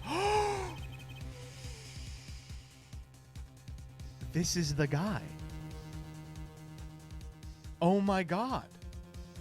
It's the guy.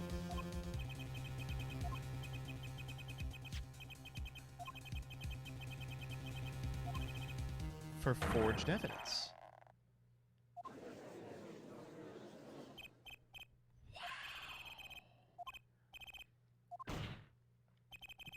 So the victim had ties to the criminal world, right? He could have had plenty of enemies we know nothing about. This is my first time hearing of this criminal world. We found no criminal connections when we conducted our investigation. Yeah, no duh, dude. It's his job. How do you explain the money? There is no proof tying this letter to our case. Our case was, and remains, simple from the beginning. Only the defendant could have poisoned that mug that night. And you, of course... Mr. Brushel, your testimony to this point has been quite unreliable. It doesn't speak well of your reporting acumen. What are you talking about? My journalism is rock solid. So solid you could stand an elephant on it.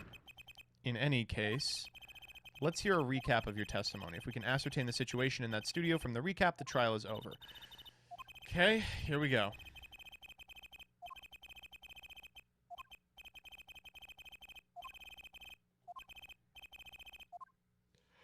It's okay, we'll get him.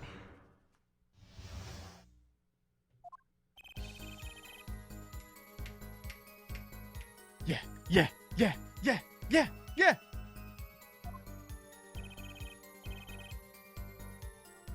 Okay. The only thing that touched Drew's lips during the interview was that mug, and nothing left that studio after he died. Clearly the only one who could have poisoned him was his daughter. Or was it?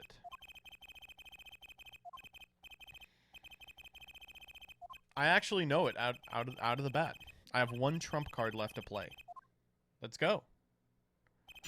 K Kona.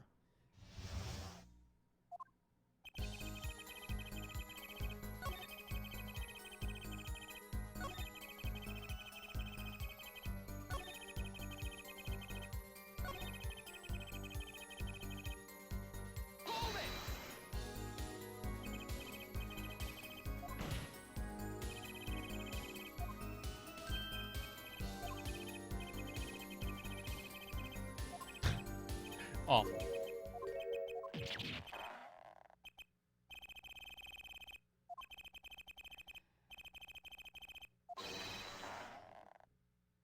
I love his agony sprite. No, no, no.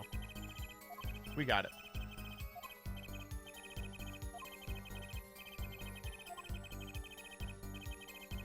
I know what killed him. I just have to figure out where to present it.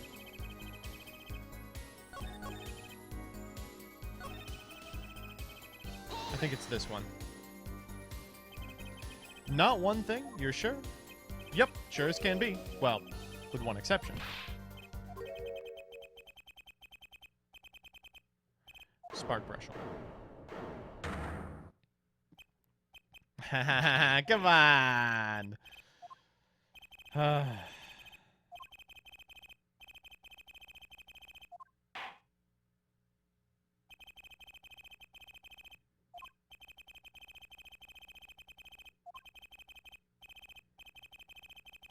Yes, I do, Your Honor.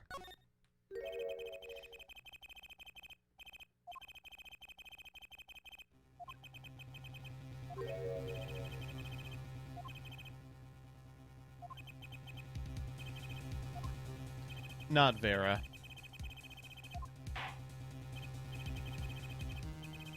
Alright, this thing wasn't at the scene of the crime, so I can't show it to you.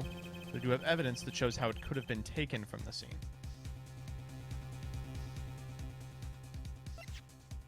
The letterbox?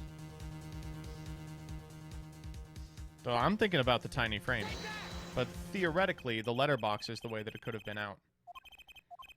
What did Mr. Brushel just tell us? When he entered the studio on the night of the murder, the victim had just finished writing a letter.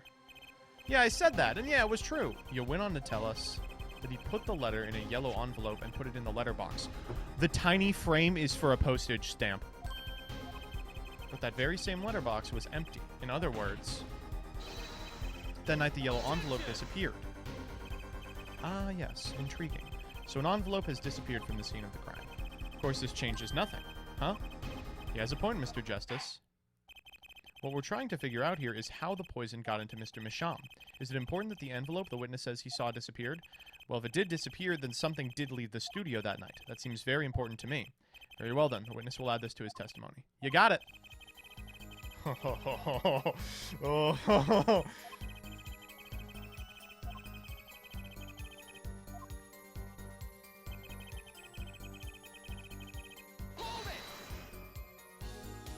Nothing could be more serious than an envelope disappearing from the studio, and if you were hiding that fact from us. Yeah, well, actually. But Herr Forehead, isn't there a much more serious question before us?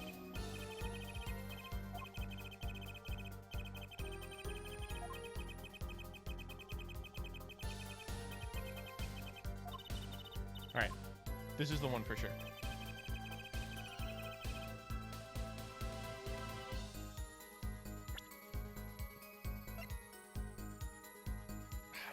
I hope it works on this testimony.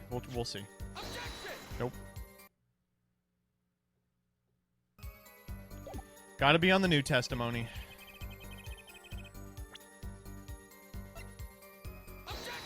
What? Oh my god. On this testimony. What?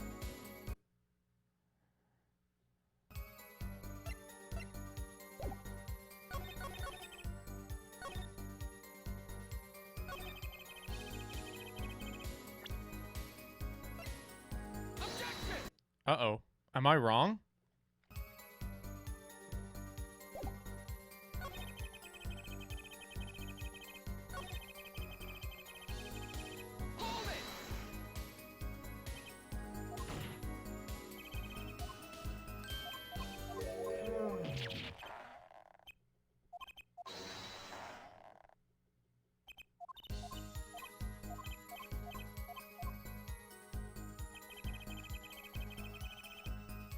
The only other person in the studio was the defendant. Vera poured the coffee. That's okay. We're past the coffee being the murder weapon. The only thing that touched Drew's lips during the interview was the mug. And you're sure about that? Well, to be really, really precise, I was busy gobbling mint candies. One of those candies might have been poison. No fresh fragrance of mint filled the room. No mint residue was found.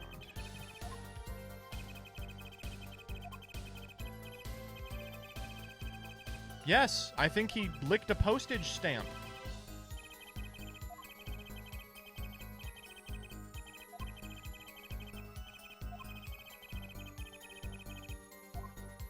I can prove it. I can easily prove this. This is the easiest proof of my life. Proof, not possibilities. Of course. And Prosecutor Gavin, I hope you understand. I'm ready to give you the proof. What did you say? I have proof of the disappearing envelope. I saw him writing a letter, I did, which was picked up by the mailman, I assume. Of course. Which means it had a postage stamp. As we all know, stamps come with dried glue on the back.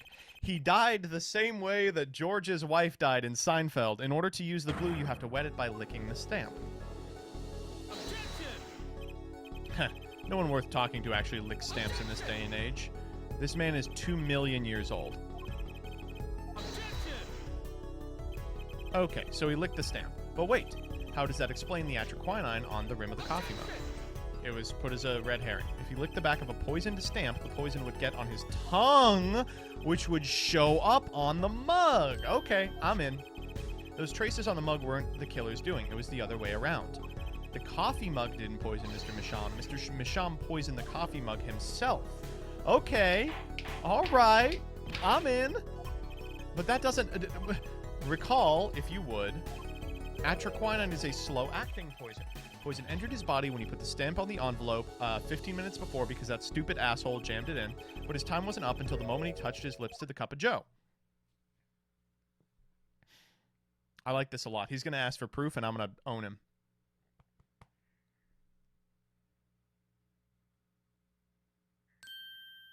He's sniffing. Uh-oh. As I believe I mentioned earlier, after he put the letter in the envelope, he sat there searching his desk drawer for something. A stamp, a so-called postage stamp. Yeah. But you know, I don't seem to remember him finding one.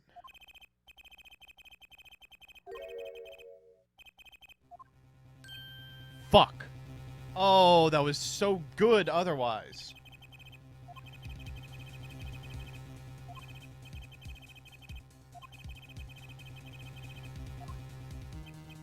Ah ha ha ha ha.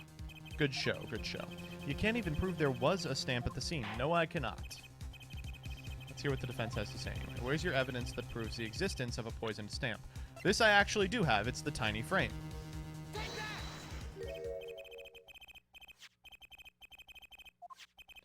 It was on the victim's desk, Your Honor. Quite empty, as you can see for yourself. I noticed that too during my inspection. So what? Ah, apparently you weren't as observant as you should have been. You see, when you saw this frame, it was missing something quite important. Yes, a pale bluish stain on the inside of the frame. Atroquinine residue. Why wasn't I told about this? I don't know. The frame is 2 inches square. The face of the frame is even smaller, an inch wide at most. You aren't saying... Well, we knew he liked stamps. Oh, but I am. Tell me, what fits in such a small frame? A commemorative stamp, perhaps? Order, order, order. The poison stamp was in this frame. Impossible. Prosecutor it's very possible. Why would he put something like that on his stamp? He had it there so he could commit suicide if the mood struck. Maybe it was a normal stamp that someone had poisoned. You know, can I say something? I had a thought, see? Please stop. The victim was a forger. There's a lot of money in that line of work. So the poison stamp might have been a murder weapon aimed at him.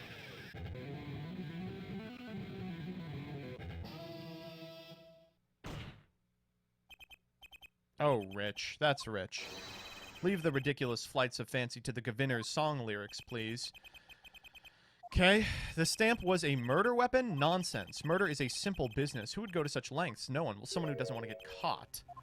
I disagree. Recall, if you would, the victim's reclusive lifestyle. Drew Misham hid from the world. He avoided meetings. His only contact with the outside world was the mail. Now, if you wanted to kill someone you couldn't meet, but you knew read letters, a stamp would be the perfect weapon. Ridiculous! Where's your proof? I want proof. Show us evidence the poison stamp was sent to him as a murder weapon. We don't have that.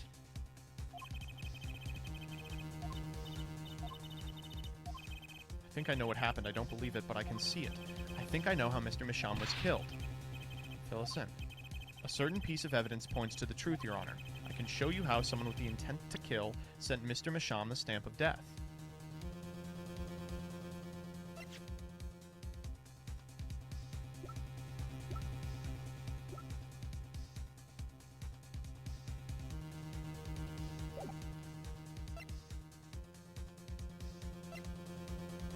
Well, it's either the red envelope or the Grammarier envelope.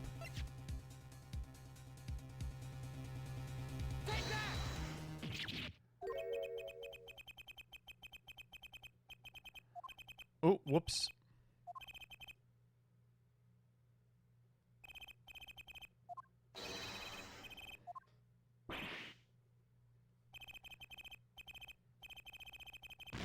Oh, come on.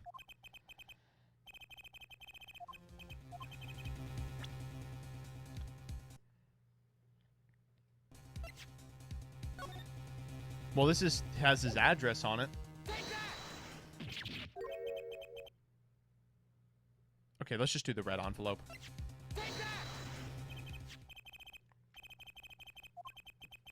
Think about the text of the letter again. There were 2 pages in the envelope. This is page 1. And this is page 2. I want to draw your attention to one phrase in particular. Send in the enclosed envelope with the enclosed stamp within 3 days.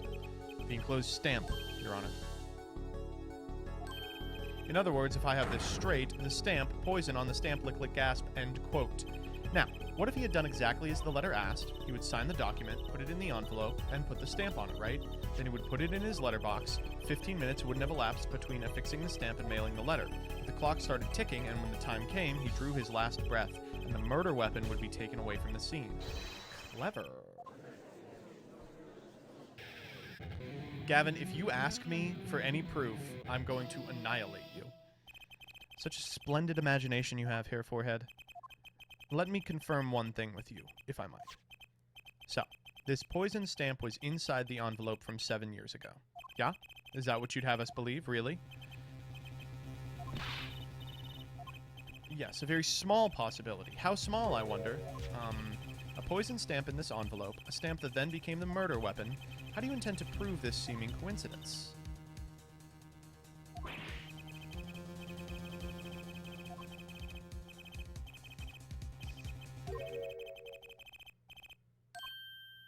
Oh no.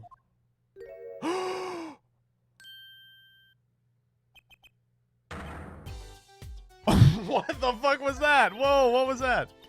Like my Christoph Gavin impression? Did I sound like him? Don't quit your day job. Don't you have a crime scene to be looking after, Fraulein Detective? Someone had to come dig you all out of the mess you're making of this case. You know, none of this would happen if you just trusted in science a little more. You can find out if that stamp was in the envelope easy. Glare at me all you want, but science is on my side. It's all in the residue, right?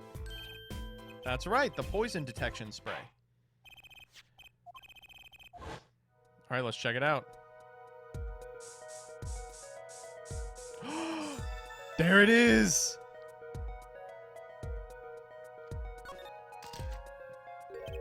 Well, would you look at that? No mistaking it. That's atroquinine residue. I don't believe it. A murder weapon from the past. Now, 7 years later, it bears its fangs at last. God, he's mad. Absolutely outrageous. Tell me why. Why didn't this murder take place 7 years ago? Well, I don't fucking know. There's one possibility. Mr. Masham figured it out. He realized that the person who sent the letter wanted him dead, so he sent his reply with a different stamp and put his decisive evidence in a frame.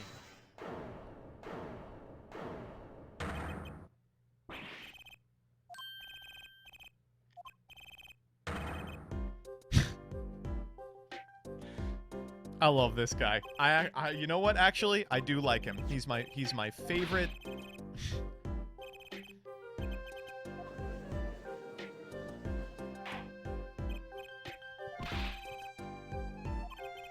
Though I admit this is coming as quite a shock.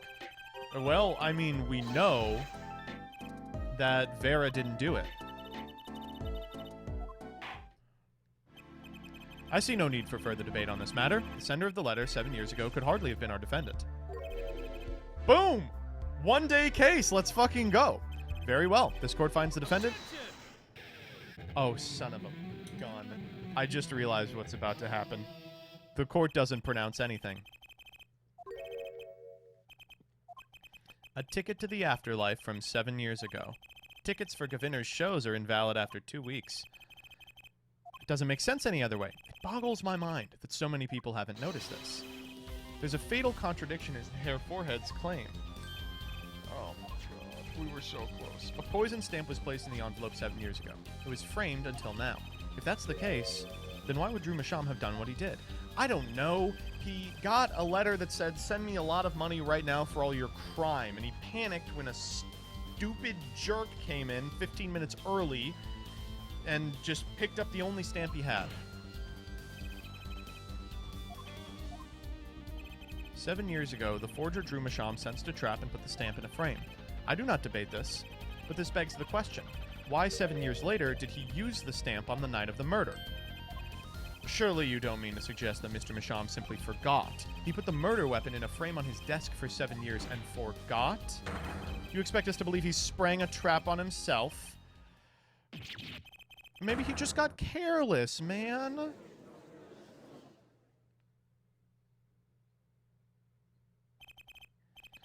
Well, it's ridiculous, but we gotta go back and investigate.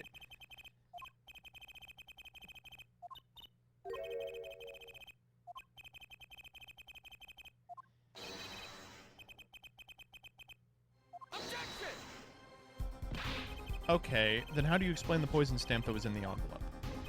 The poison stamp? Where exactly is the poison stamp? Have you brought it to court for us? Functionally, we have every single place it's been but the envelope.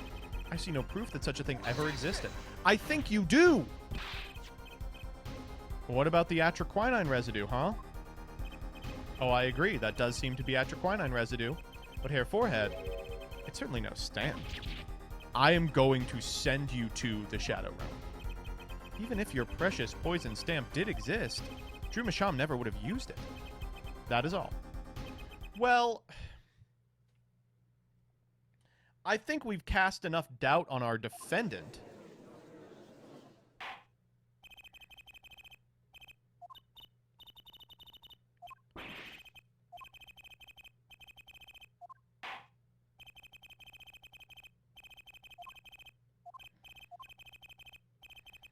Okay. 7 years ago, Drew Masham received a red envelope. There were traces of the poison atroquinine on the document inside the envelope. A similar trace was also found at the crime scene on this tiny picture frame. The defense has indicated the possibility of a yellow envelope that left the scene of the crime with the poisoned stamp on it. Even if this envelope contained a poison stamp and Drew Masham, knowing this, put it in a frame, he never would have used the stamp. There's a fatal flaw in the defense's case.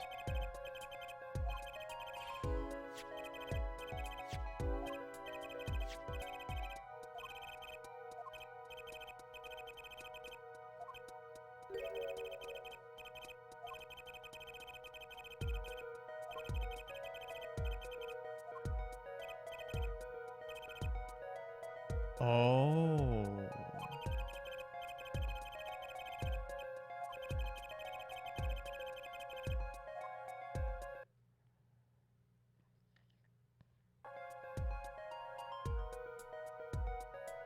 A forged piece of evidence.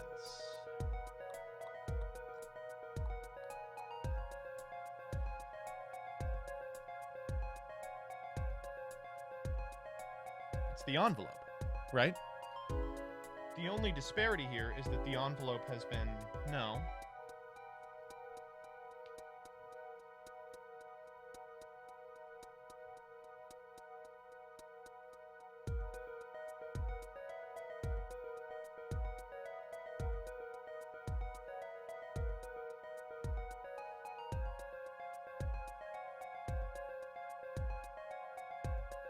It's the envelope.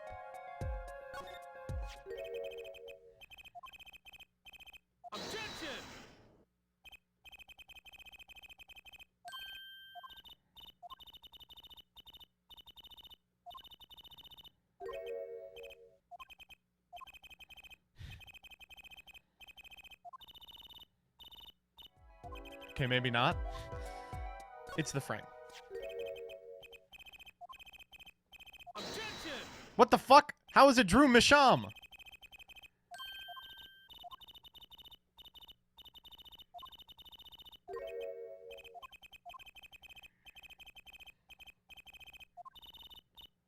Wait.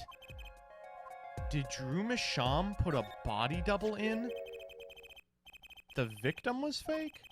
I'll explain. We have an envelope, a frame, and a mug linked by poison. That all makes sense. What doesn't make sense is the victim himself. Congratulations, you've completely lost me. So the fake evidence is none other than the master of fake himself, the forger.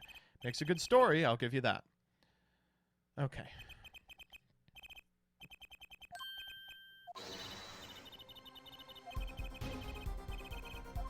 I don't know if I'm right, but I'm going with it anyway. The Phoenix Wright thing. What if our forger is the fake? Come again? 7 years ago, our forger sniffed a trap and stepped aside. 7 years passed. Now the forger stumbles into the very same trap and dies. Why? Because the forger who was killed was a fake. Here we are again. The victim was fake? Yes. One forger smelled the trap. One forger fell into it. That's two forgers, and one of them was a forge. Oh.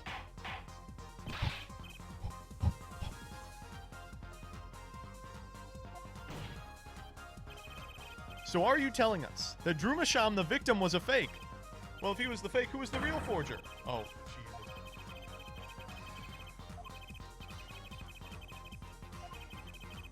Drew Misham wasn't the real forger.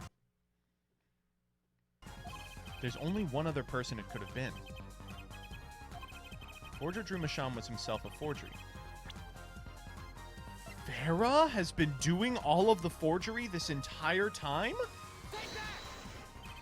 There can only be one explanation. The real identity of the forger known as Drew Misham is his daughter, Vera. Order, order, order. Mr. Justice, this is going out on a limb even for you. Kinda agree. Let's consider it before you write it off entirely. If you look at the paintings in the studio, one fact becomes quite clear. Forgery had been taking place in the studio for quite a time. The forger wasn't caught in the trap 7 years ago. This can only mean the one who was caught in the trap wasn't the forger. Well, actually, that does make a certain kind of sense. One more thing. Only 2 sets of fingerprints were found in the forger's studio, Drew's and Vera's. If we know that Drew Misham wasn't the forger, that leaves only one possibility by process of elimination. The forger was Vera. Well...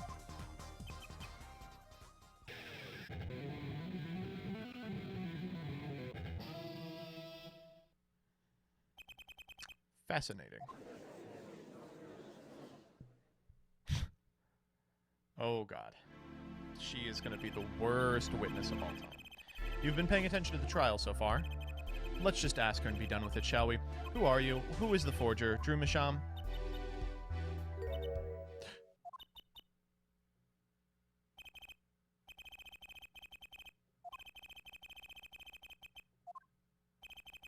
I'm used to being stared at by Frauleins, believe me, though they usually talk to me, too. Tell us, were you the one who forged the works of art?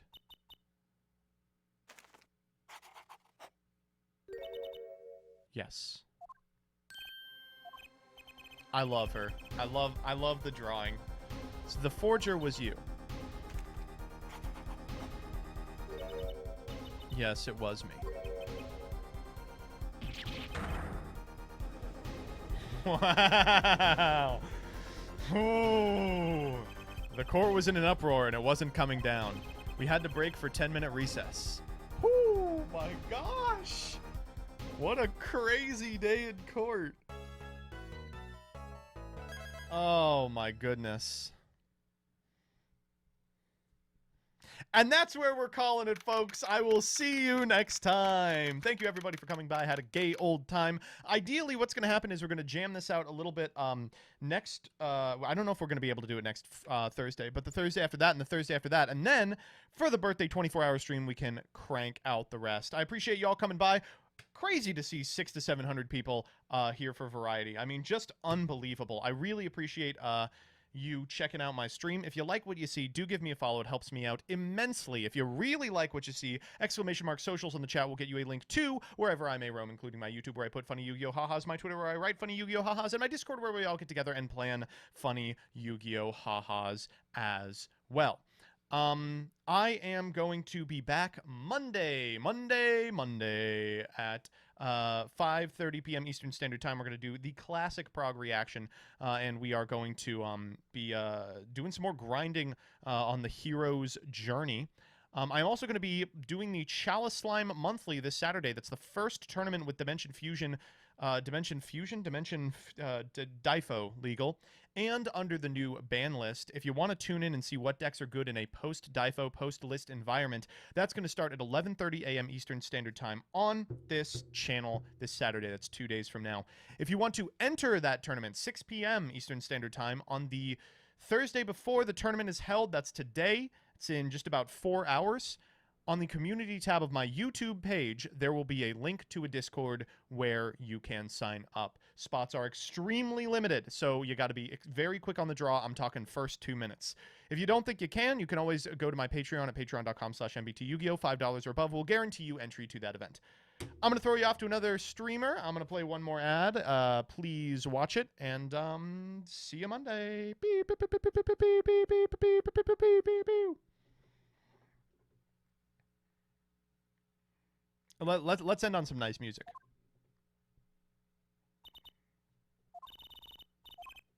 Music? Hello? Music? Music, Mod Champ? Mod Champ.